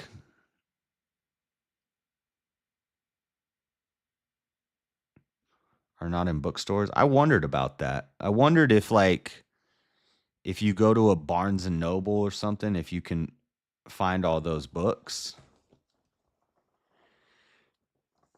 They are online because the books are not being republished.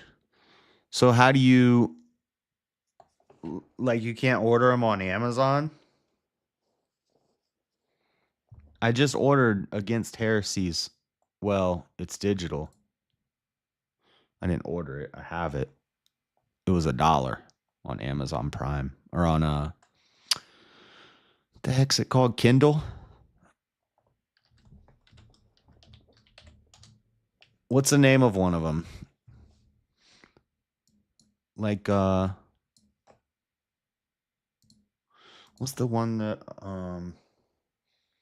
not Against Heresies. I have Against Heresies. It's on Amazon. Physical copy. It's like $15.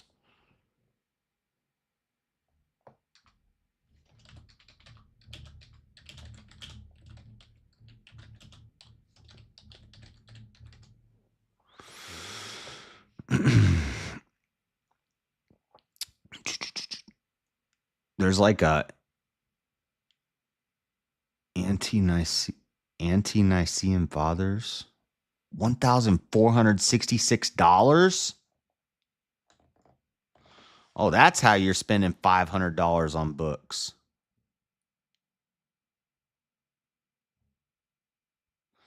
The early church fathers, anti-Nicene. Not A-N-T-I, A-N-T-E. Ranges from apostolic fathers to various 3rd and 4th century sources, including liturgies, ancient Syriac documents, intended to comprise translations into English of all extant works of the fathers, with the exception of more bulky works of Origen, down to the date of the First General Council held in Nicaea in 325 AD. This American edition by Arthur Cleveland, it includes, oh yeah, Justin Martyr, Apostolic Fathers from Justin Martyr and Irenaeus, Hermas Tatian, Athenagoras, Theophilus, Clement of Alexandria, Tertullian the Fourth, Minucius Felix, Commodian, Origen, Hippolytus, Cyprian, Caius, Novatian Appendix, 12 Patriarchs, Excerpts and Epistles, the Clementia, Apocryphal Gospels and Acts, Syriac Documents, Gospel of Peter, the Gospel of Peter. The Gospel of Peter, isn't that a Gnostic gospel? Maybe not. No. Maybe I'm thinking of the Gospel of Thomas. Volume 9, the Gospel of Peter, Diatessaron, Testament of Abraham, Epistles of Clement, Origen, and miscellaneous works. Bibliography. So this is 10 books. 1, 2, 3, 4, 5, 6, 7, 8, 9, 10. Well, it's a collection. It looks like an encyclopedia set, but it's $1,466. Holy cow. For used. New is $2,846. Holy moly. That's crazy.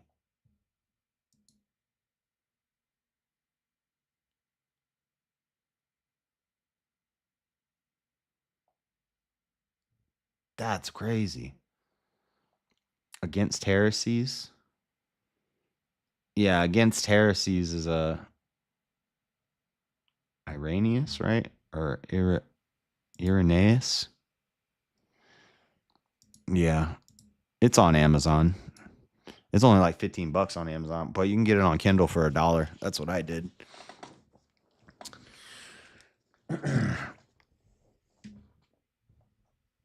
But yeah, so some of these books, so like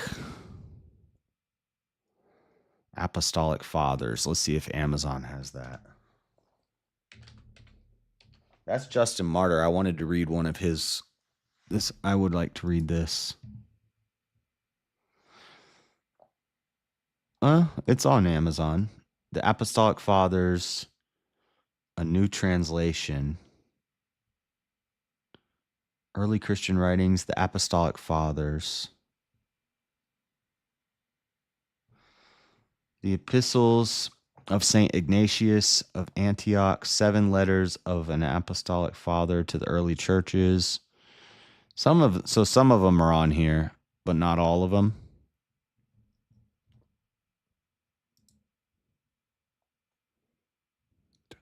Michael Holmes, thoroughly revised bilingual edition featuring Greek and English, introductions and bibliographies.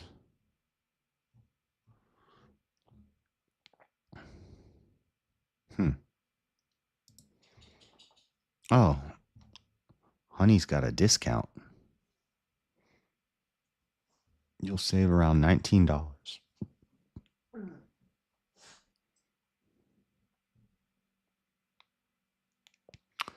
Hey.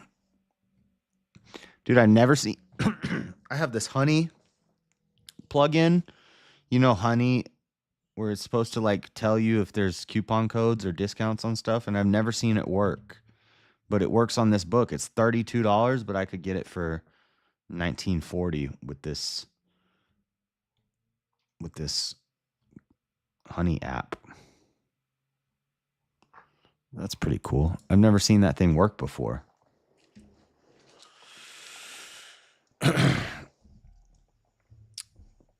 My mom went to seminary and the books were insanely expensive. I know, that's wild. But yeah, most of it you can get it online for free. They have PDFs you can download.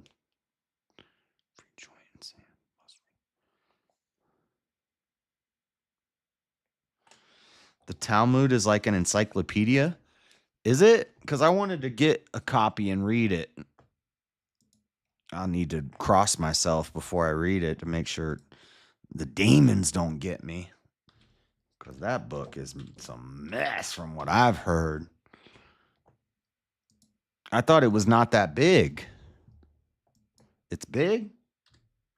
You know, the Talmud was not even supposed to be written down. It was supposed to... Then they got the Talmud on Amazon for $10. I might have to scoop this up.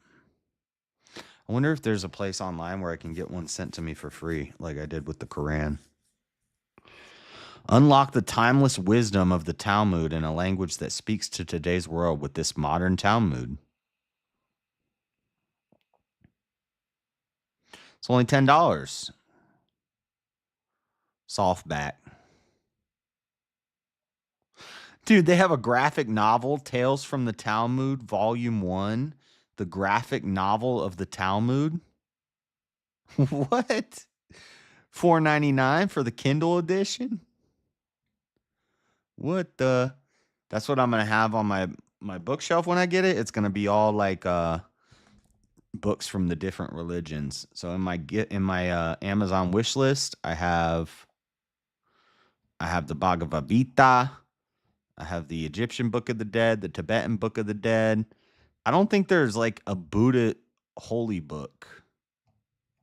I need to put the Talmud in my wish list. I need to get a copy of this so I can read it. Oh, and you know what else I need to put in my wish list is Dianetics. I already have a Quran. I already have a Book of Mormon.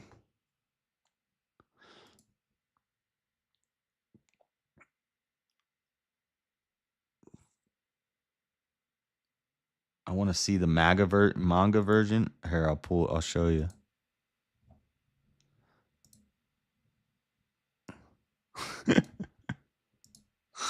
Look at this cover. I wonder if there's any pictures of the art.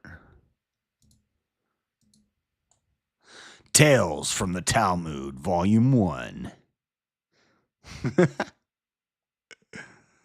And Nachum Ish Gamzu.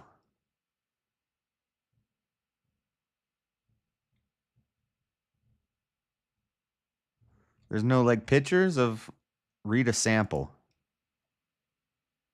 Oh my gosh. What? Oh wait. Panel zoom tips. Okay.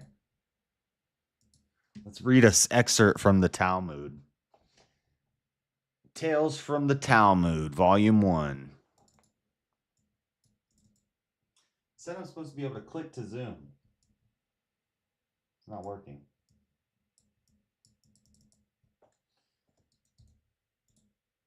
compiled by Stephen Morris, blah, blah, blah. Talmud Brakat, 60b. Rav Huna said, that Rav said, that Rabbi Meir said. It was taught in a Barisha in the name of Rabbi Akiva, one should always accustom oneself to say, whatever God does, he does for good. The Gemara says, like the following incident. Is this skipping pages or is this in order? Like the following incident when Rabbi Akiva was once going along the road and came to a certain city and looked about for lodging, and they refused to give him any. The end. Well, that's the preview.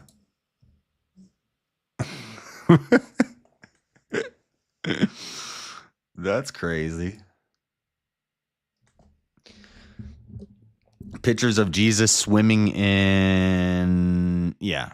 See, I don't even like to say the stuff that's in the Talmud because it's like super blasphemous. I guess I'm going to have to buy that now.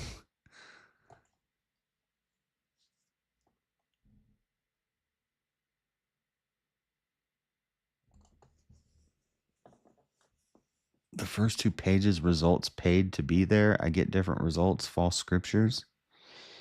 I think you're way overthinking it. Like, me, myself, and I, you're like over, I don't know. Any question that pops into my head, I can type it on Google and I can find multiple different things. Like, so earlier when I was trying to figure out what Bible verse was taken out of the Bible in some translations of the Bible, and I knew it said something about prayer and fasting. So all I did was go to Google and I typed through prayer and fasting. And sure enough, Matthew 17:21. And then I can click on that. The first result, it takes me to Bible Gateway, and I can see that it's missing in this translation, and this translation, and this translation, and this translation.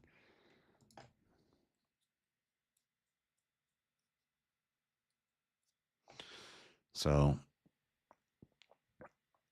if you buy the Talmud manga, I want to see that. You're going to have to, I don't know, you're going to have to cam up or something and come on the thing and show it to us.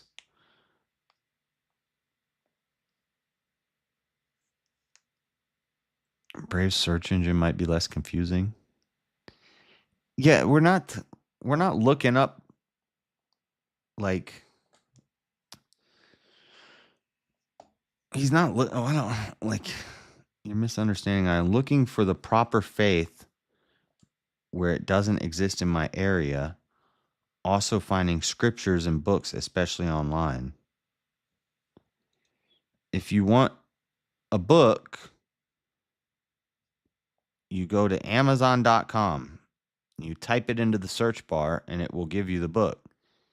If it's not on Amazon, then you go to Google and you check there. So,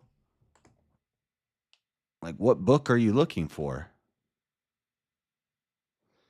And looking for the proper faith, you can't ask Google that. Google, what's the proper faith where there's no women preachers or gay flags? Let's see what Google says. You like, what are you asking Google? Like, what kind of questions are you asking Google? Google, I'm looking for. Okay, Google. Okay, Google.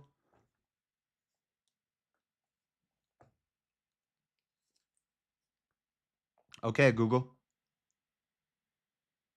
What is a church in my area that doesn't have a woman preacher or any gay flags?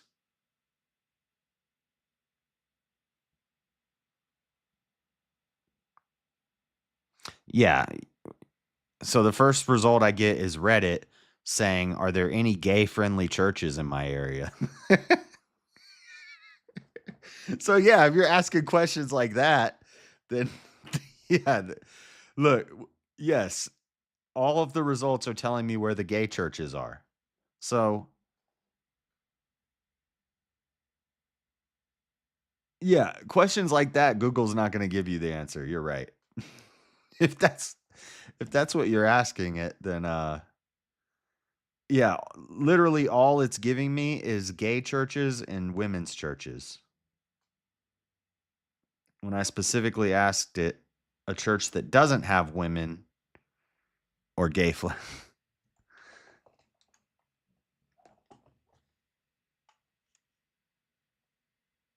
You're not, I don't know. You're not telling me what, I don't know what your situation is. You're not really telling me anything.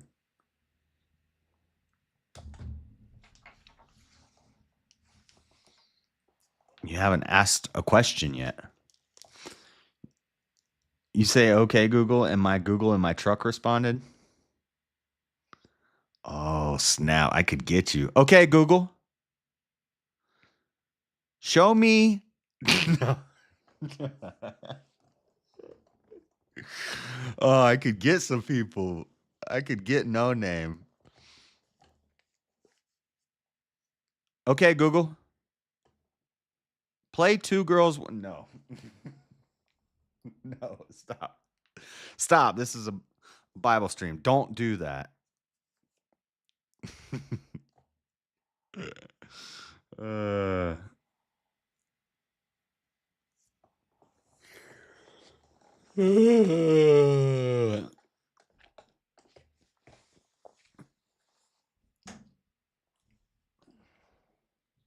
That's funny. It just prompted every time. Sorry. I'll stop. Stop. Okay, I'm done. I'm done. I won't do it again. Okay. Sorry.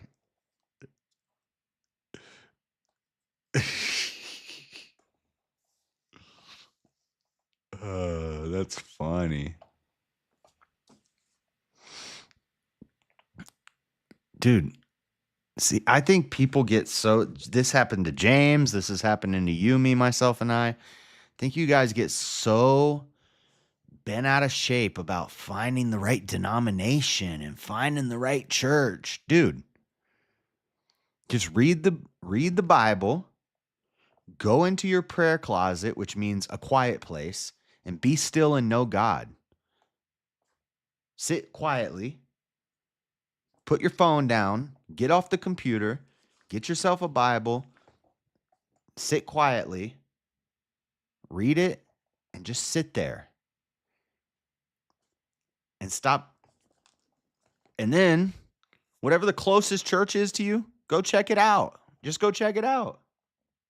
You don't know if you're going to like it or not. If there's a woman preacher and you don't want a woman preacher, walk out.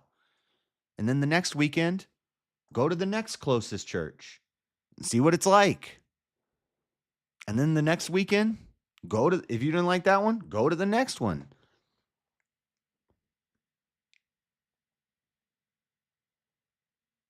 So bent out of shape about the right church. I know, Seesaw. It's totally missing the mark about what following Christ is about. Dude, Christ would just walk around and just talk to people. Yeah, exactly, Seesaw. I know.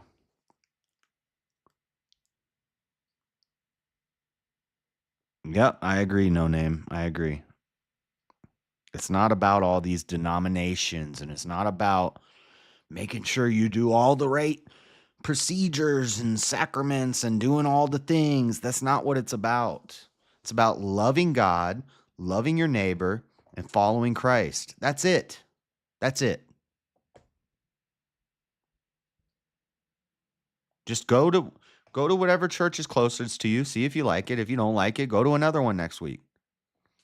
You don't need to Google and do research and study to find the right denomination for the church that I want to go to. And I need the right translation of the Bible. And you don't need to do any of that. Forget all that.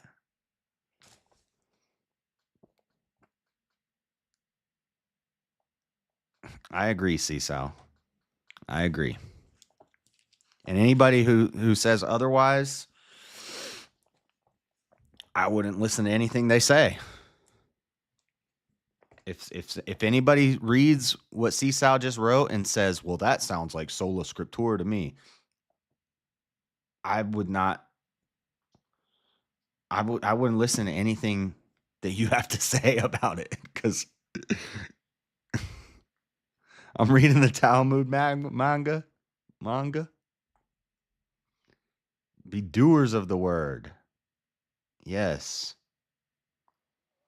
It's not a club. It's not the club you go to. It's not the clique you're in. It's not the denomination you're in. There are no denominations. You follow Christ. You love God. You love your neighbor. You forgive. And that's it. You pray. You study to show yourself approved. All that other stuff is just extra.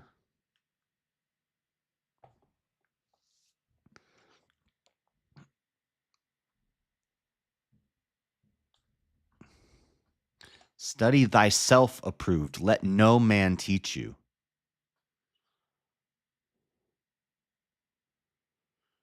That's how you start, me, myself, and I. That's how you start. That's the first step. Read your Bible and pray. Eventually, God will lead you to the right church. Stop leaning on your own understanding and everybody else's opinion and the research you've done and looking into all these things. Just stop it. Stop that.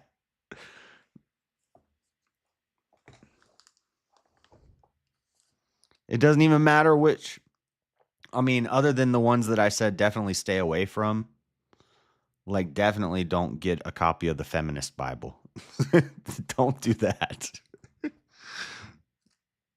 But like, even if you get an NIV, it's not gonna like, you're not gonna go to hell for reading the NIV Bible.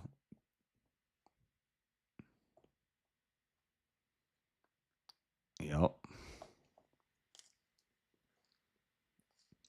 The whole women being quiet about all this is based.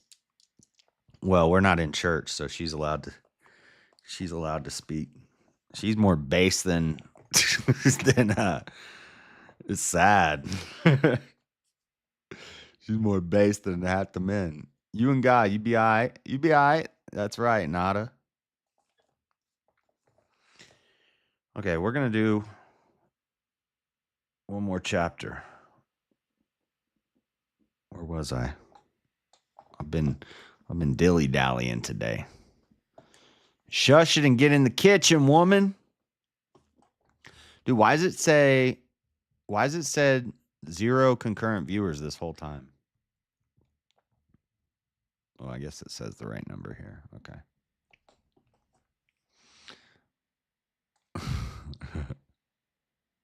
No, but if I went into a church and there was a woman pastor, I'd probably like to be polite and just to see what they talking about. I probably wouldn't get up and walk out. I probably would stay and listen. But I'd probably be shaking my head the whole time. And then afterwards, I'd probably go up to her and be like, "Hey, what do you think about what is it? Thessalonians? What is that verse? What's that verse?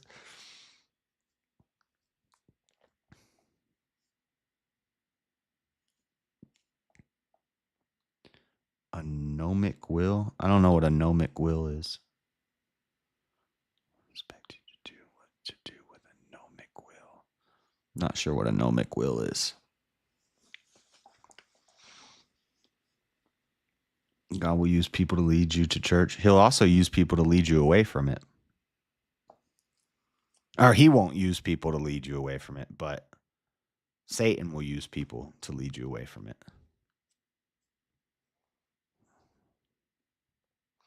The Ebonics Bible. Is there an Ebonics Bible? No. There's not an Ebonics Bible. Is that a real thing or are you joking? I bet you there is one.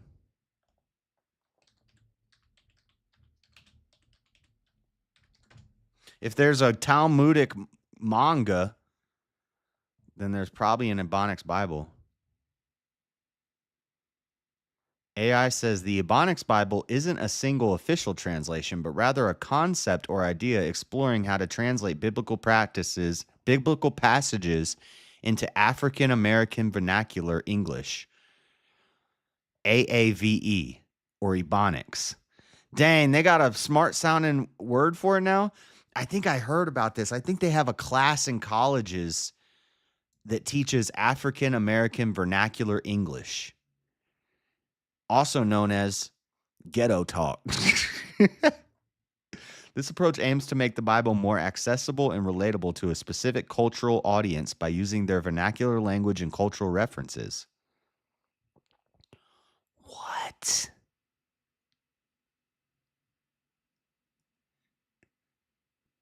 Is this real?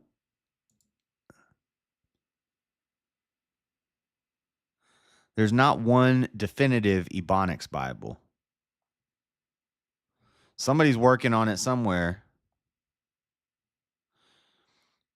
One notable example is Harold Haney's The Holy Hip Hop Bible, which reimagines the New Testament of Jesus through a hip hop urban cultural lens. The Black Bible Chronicles on Wikipedia. Let me look at this. What the heck is this?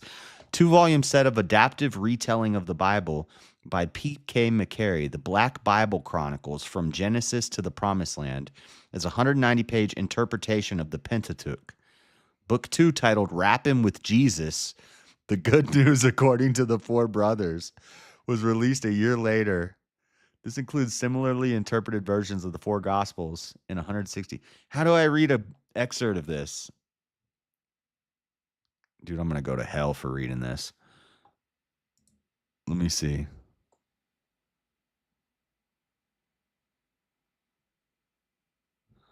Oh, I think we found it, guys. Oh, I found it. I found the whole thing.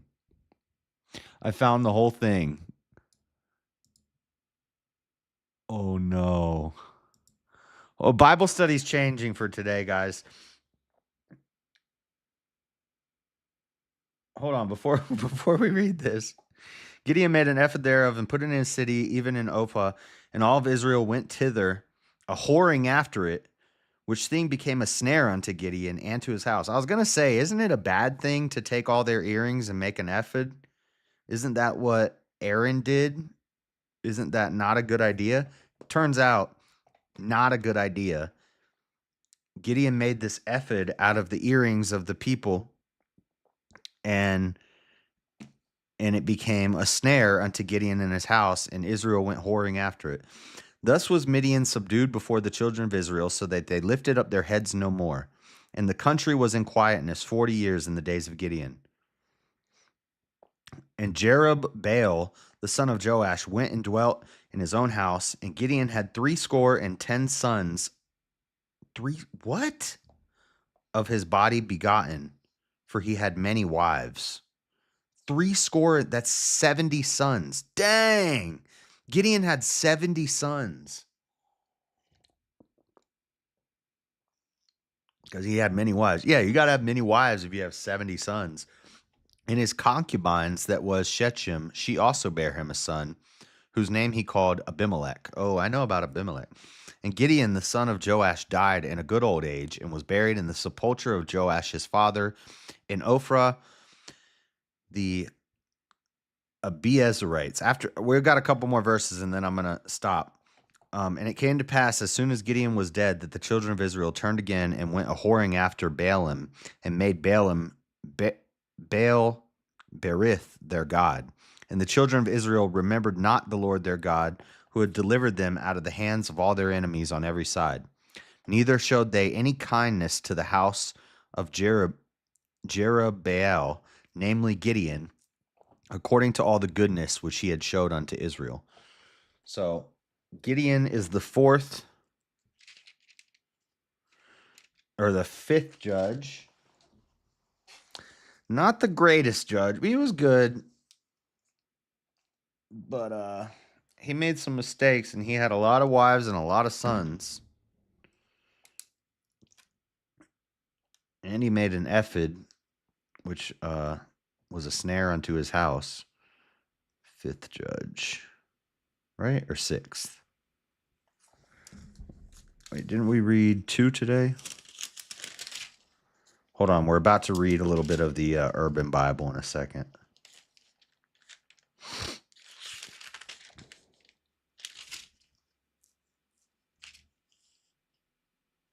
No. Okay, Gideon is the fifth judge. All right, we will do chapter 9 tomorrow. We only did 3 chapters today because I spent most of the time talking about other stuff, but that's fine. Gideon been getting it in. Instead of these and thous, it's full of yos and you heard. Okay, here we go for a little bit. A little diversion from the norm here. How do I make this full screen? Black Bible Chronicles. Oh, this is going to be hard to read. From Genesis to the Promised Land. The first book of Moses called Genesis. So, before we turn the page, in the beginning, God created the heavens and the earth was formless and void, or the earth was void and without form, or formless and void, depending on which translation you read.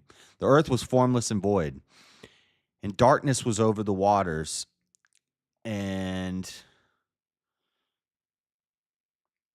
see, I don't remember. I used to have a big chunk of Genesis memorized because we had to memorize a verse every week, or a verse or 2 or 3 every week. And then at the end of the month, we'd have to recite that whole section back. And then we'd do the next section. And at the end of the month, we'd have to recite that whole section back. And then we'd do another section. And then at the end of the quarter, we'd have our quarterly exam, and we'd have to put it all together. And basically, every quarter, you'd memorize like a whole chapter of Genesis. But I don't remember it anymore because I was young. But let's compare. In the beginning, God created the heavens and the earth was formless and void. Let me do a prediction here. Back in the day, the homeboy God, man, he made them heavens and the earth. And that earth didn't have nothing on it. That earth was broke. And it was dark. It was dark over them there waters. It was dark over that water. That water was dark. And God created the darkness, and God split up the dang darkness from the light. And the darkness he called day, and the light. Wait, how do you make it rhyme? I gotta rap it. In the darkness he called night, and the sunshine he called light. Back in the earth. Okay, let's look at this limited preview. What? Wait a second. No, they didn't even let me. How is my preview not? Use your free account to borrow the book and gain access. I'm not making an account. I don't want to make an account with this. Oh, no. No. Log in and borrow? Hold on a second. I gotta give him my email. I gotta make an account. What if I just... No, I'm not buying it.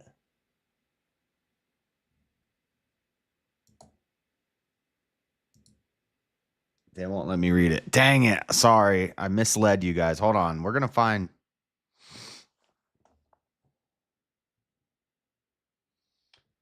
Let's just Google Black Bible Chronicles Genesis. Well, Black Bible Chronicles 10 Commandments. Yo, thou better not murk nobody.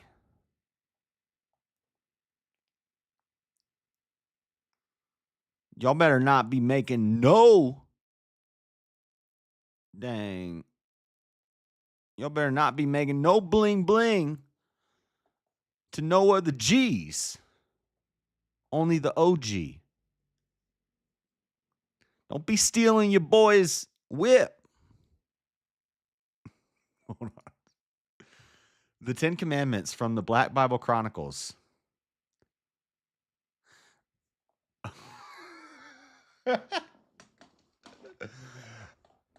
I am the Almighty, your God, who brought you out of Egypt. Outta, out of Egypt.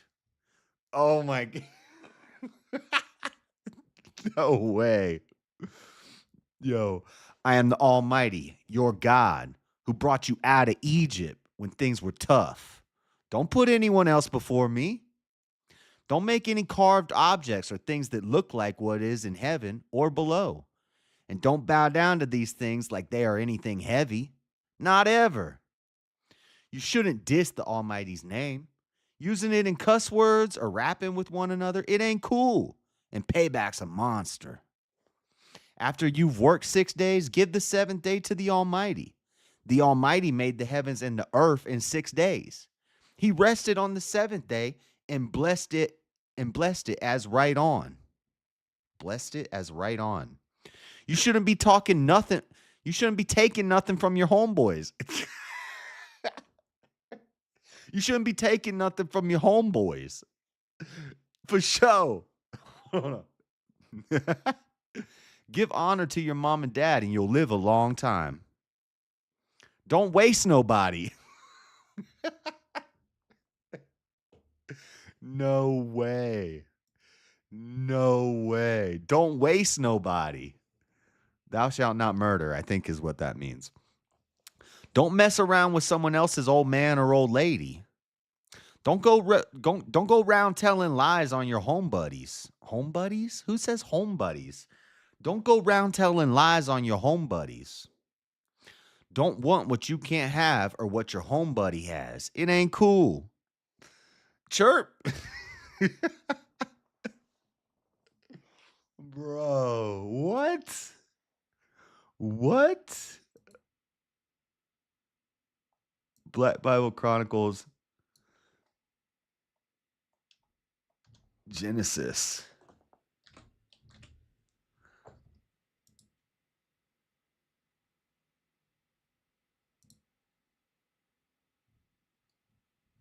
Bro, I need this. I need this in my life. I need this in my life. Somebody buy me this book.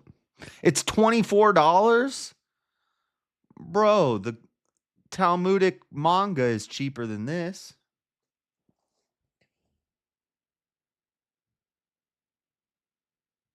Oh, we got a video? Hold up. Somebody's reading it? Audiobook? Oh, we got the audio. I'm P.K. McCary, author of the Black Bible Chronicles from Genesis to the Promised Land. Many have asked me, why this book? The Black Bible Chronicles comes at a time when significant and varied tensions are pulling at the very fabric of our society. When was From this the written? Los Angeles riots to the economic distress plaguing our country. The Los Angeles riots? This is old. You just ordered the black... No, you didn't. No, you didn't. No way. America is You got to read it to us when you get it. at an important crossroads. Our drugs, lost gen were growing in the face of despair. The word of the Bible has a powerful The language Okay, I must don't be need the responsive. forward. Black Bible Chronicles is an attempt to test people of their day. The Black Bible Chronicles stands in this tradition. The deepest longing, visually talented, Emmy Award-winning Book of Moses. Oh my God. This is going to be copyright music. Dang it. To his heart.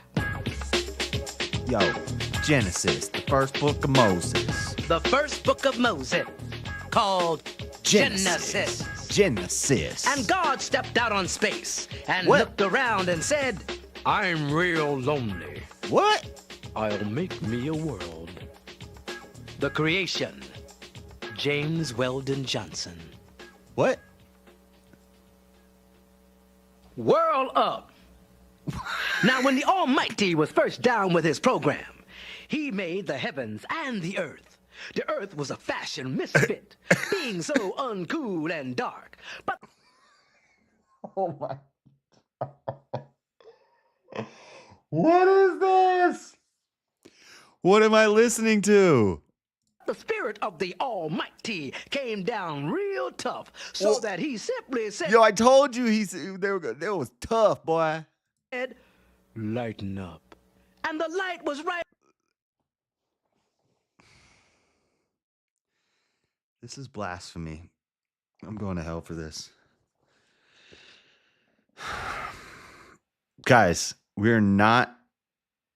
This is a joke. We're laughing at this. This is wrong. I disavow. Instead of let there be light, God said, lighten up. Lighten up, my ninja. Right on time. And the Almighty liked what he saw, and he let the light hang out a while before it was dark again. And he laid out a name for the light, calling it daytime. And the dark he called nighttime. Dude, how did somebody write this? This has to be a joke. But you heard the foreword. This person won an Emmy or something? What is this? This person, they won awards for this. The book is old and it's still $30. So that all around it made up the first day. The Almighty's program continued, making those ugly masses separate so that they made up the sky above and the big water below. And all was happening, creating day two. The Almighty hung tough with his program and He hung tough with his program. I'm going to translate the essence energy distinction in Ebonics. She's not far off from what I was making up. Yeah, this is very similar to what I expected, actually. I could have wrote a better. We need an updated one because slang has changed. Slang has changed. We don't have the same slang anymore. commanded She might sell it on the street corners on a CD out of the trunk of a trunk of a tracer, spending your whole paycheck at disc makers. the waters get to one place. And there was land, and he called it earth. The water left, he called seas. And he was happy. And he commanded the earth to be down with every kind of grass, fruit, and plant-producing tree which was like itself. And the earth was down enough to make the Almighty smile. The Almighty. I like this reader, though. Oh, my gosh. This is horrible. Who did that? What is this? Did you really order this, Elderline? If you... You're going to have to read this to us. I'm up now. So, just to get to the whole purpose of this conversation, for me, myself, and I, when you're asking, you're looking for help, you're really seeking the truth, and I respect that. My one word of advice, maybe take Elder Lion's advice. Do what you want to do. You know what? Now that I see what other options are out there, maybe take Elder Lion's advice. If you want to, do what you want to do. I would recommend that you don't start with the Black Bible Chronicles on your journey to Christ. This is probably not what you should do. Day 3. So the Almighty's program continued with bright lights which lit up the world as he commanded.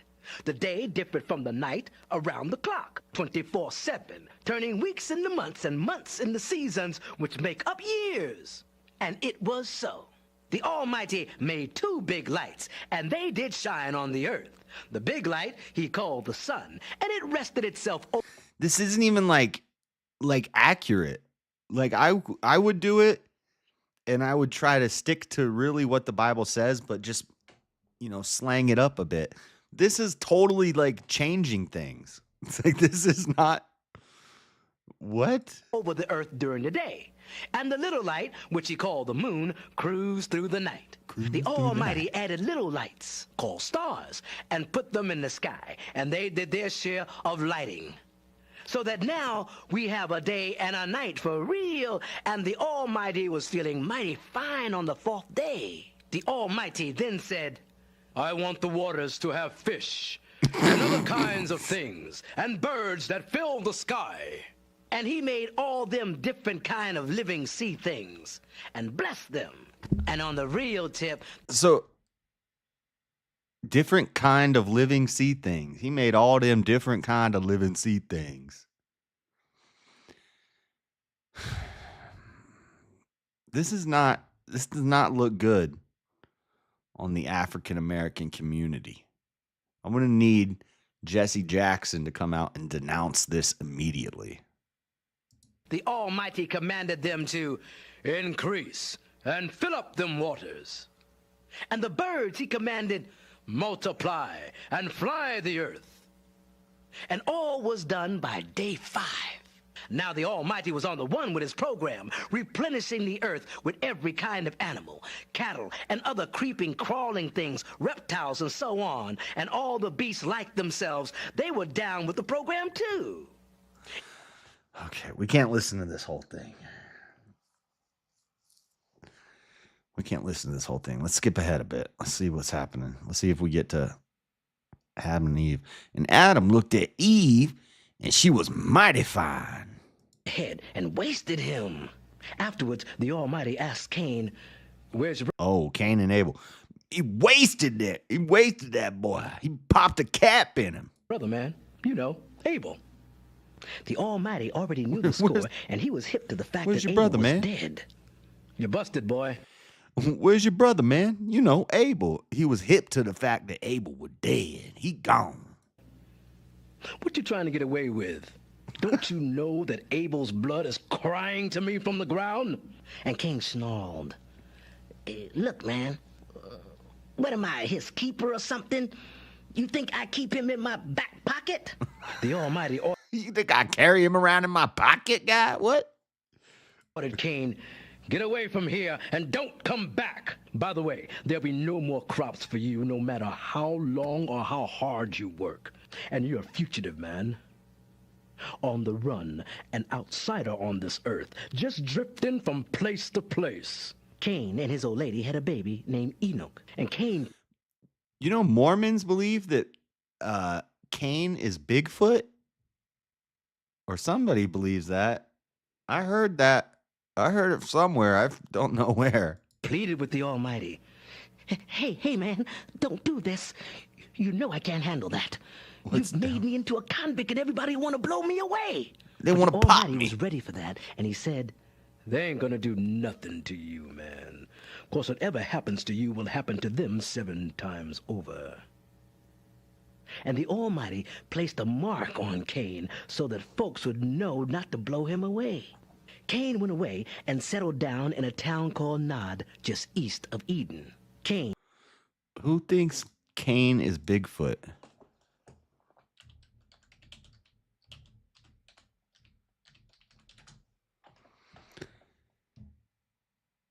The claim that Cain from the Bible is Bigfoot is a popular folk belief, particularly within some Latter-day Saint communities. It is the Mormons.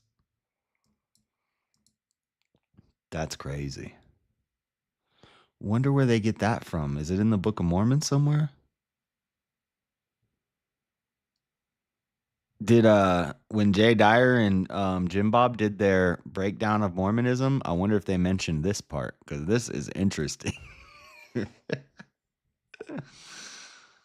Holy moly. Cain is still alive and wandered the earth, often depicted as a hairy, dark-skinned creature, which connects him to the Bigfoot legend. So I have heard lots of different ideas that Cain still walks the earth to this day. To this day! But, and we've talked about that before. It's an interesting, there's some interesting theories and stories of people seeing a man wandering through the desert with a symbol on his forehead. Which I could almost get on board with that. I mean, he would have had to know how to swim real good during the flood. But, or he lives in Tartaria or Agartha. He's down in the tunnels somewhere. But Bigfoot, that's pretty wild. And his old lady had a baby named Enoch. The place where Cain set up stakes was also It's not a part of official church doctrine, but many Latter-day Saints do subscribe to it. So it's not in the Book of Mormon. called Enoch for his kid. And after that it was on, because Cain's family grew and grew. His sons and their sons had lots of kids, some becoming the first musicians. Adam was 130 They were rapping. when he sired Seth, his boy. When Okay, Seth we're was going to skip born, ahead a lot. Adam We're dealt about with done. life I got to another end. 800 in ashes, but take for instance, you find 45. Will you destroy the city for lack of just 5 brothers? The Almighty This said, is okay, brother. this is Lot. This is Lot pleading with God to not destroy Sodom and Gomorrah. If I find 45, I won't destroy the city. And Abraham said, Oh, Abraham, suppose sorry. there's only 40. And the Almighty said, okay, man, 40. And Abraham approached the Almighty again. Don't be angry with me, man, but suppose you find only 30. Okay, 30. The Almighty agreed. What about 10? But Abraham grew frantic. Suppose you find only 20. Then 20. The Almighty said patiently. Finally, Abraham implored him, how about 10? And the Almighty said, okay, Abraham, 10. And the Almighty then went down to Sodom and Gomorrah, and Abraham went to his tent. Seeing is believing. Evening time brought the 2 angels to the city's entrance, and Lot was sitting there when they came. When he saw them, he stood up to meet and welcome them. Brothers, he said, come to my house as my guest tonight. You can sleep as long as you like tonight and be on your way tomorrow. No thanks, brother, they said. Oh, my We'll just stretch out here on the street. But Lot would have it his way. Oh, He I wonder if they're insisted gonna say the that, brothers come home with him, the men came he up and they fed them. wanted to And when they rape were about them. down for the night, some punks from the street yelled outside to Lot, hey, man, bring those guys out. We want to party with them and get down. Yeah. Party with them and get down. They wanted to have sex with them. Bring them down, man. Lot tried to talk to them. Look, brothers, I can't let you do that. But one I heard a gay pastor in a debate with Michael Knowles say that the reason God destroyed Sodom and Gomorrah was because the people were having sex with angels. And he referenced this right here. Not this version, but the real version. And he's like, yeah, see, they were trying to have sex with angels. And I thought in my head, I'm like, they didn't know that those were angels. And Michael Knowles, I'm glad he caught it because he said it. He's like, wait, those guys outside didn't know that those were 2 angels in there. They just thought that they were travelers. They just wanted to have sex with men. Wasn't about, he didn't destroy Sodom and Gomorrah because the people were sleeping with angels. He destroyed Sodom and Gomorrah because they were gay. One punk yelled out to the other, who does he think he is? But there was probably some angel relations, inter-angel people relations going on too, because that's how the Nephilim and the Anakim and the Shamumims and all the other M's, the giants, came about. Years trying to tell us what to do. Keep this up, man, and we'll do to you what we had planned for them. Then they pushed Lot out of the way and broke down the door. But the two brothers inside heard the commotion and pulled Lot in and shut the door tight. They then blinded the brothers outside so they couldn't find the door. Dang. What relatives you got inside? They couldn't come out the door. Get them out of this place. You and your sons and daughters, family, all of them, for we intend to destroy this place. The smell of this dog haven has reached heaven, and the Almighty is pretty mad about what's been going down. Oh, he ticked. So Lot ran and told his daughters and their husbands to get out of town fast, But because the Almighty was coming down with something fierce. But they were fools and didn't listen. At dawn, okay, well, I think we get the point. We understand the Black Bible Chronicles now.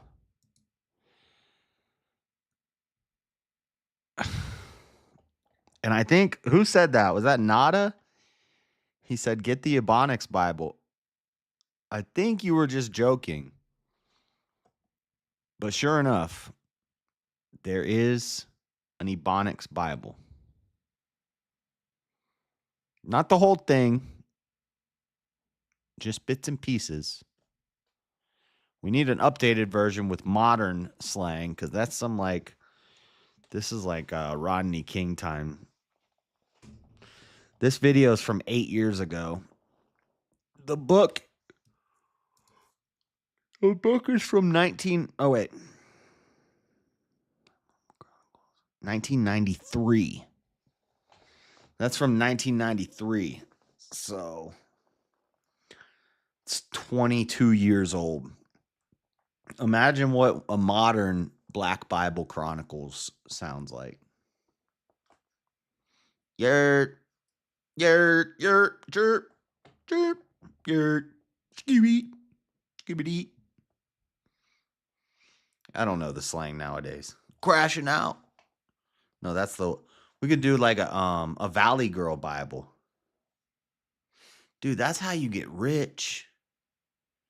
You just make different versions of the Bible for different types of people. You make the redneck Bible.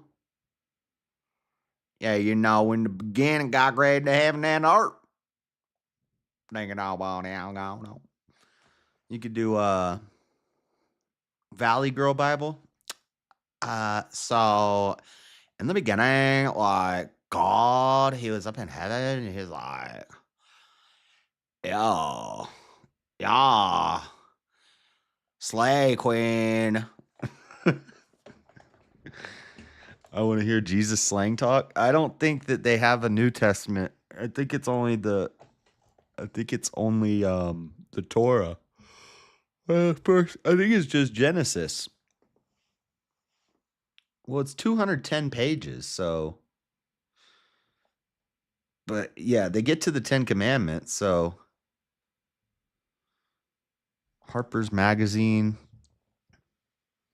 Almighty said, lighten up. Jesus raps with brothers on the hill.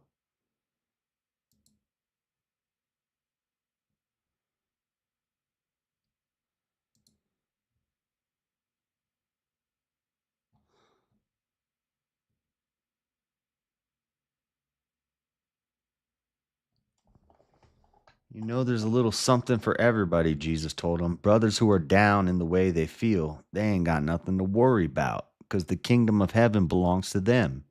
Even those who feel like they've lost can be on the one again, because there will be arms round them to make them feel better. And you know those brothers who seem weak and on the bottom of the tadpole? The world is theirs. No kidding. And those folks who always do right got a kind word to say, a good deed or two to do. It's coming back to him in spades. If a brother shows kindness and mercy, it's coming back to him more than he can count. Righteousness is given to those whose hearts are pure and good, for in the end they shall see the Almighty. And those that keep the peace, my brothers, shall be called the Almighty's children. But those who are dissed and stepped on because they are trying to do the right thing, the kingdom of heaven is theirs. And here's the kicker, Jesus told them. If you have to suffer because you're main brothers, no matter what it is, you got to know that in the end, the ultimate is going to be laid on you. It'll be worth more than gold. Facts. Facts. I thought it was going to be an actual rap, but it's called Jesus Raps with the Brothers on the Hill. Blessed are the dist and other sayings from the Sermon on the Mount.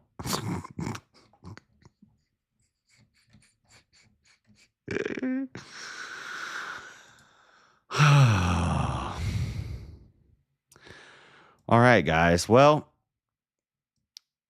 I'm gonna send you to Jim Bob. You should tell Jim Bob he should check out the Black Bible Chronicles someday. He'd get a kick out of that. But I think I'll light on fire if I buy this rap Bible on the New Testament. Yeah. Yeah, I don't think that I don't know about all that. I don't know about all that. Blessed are the dist. Oh man. Oh man. All right. All right, guys. Go say hi to Jim Bob. Tell him to check out the Black Bible Chronicles. It's an Ebonics Bible. Tell him he'll get a kick out of it. Why am I forgetting how to raid people all of a sudden? Redirect. He's doing debate prep. Go say hi to Jim Bob. I'll see you guys later. God bless. Nothing tomorrow. Tomorrow I have to write a debate opening and then go to bed so that I can do VK. But thank you guys for hanging out. Even though most of it was just me arguing with Elderline. But anyway, God bless everybody. I'll see you later. Deuces.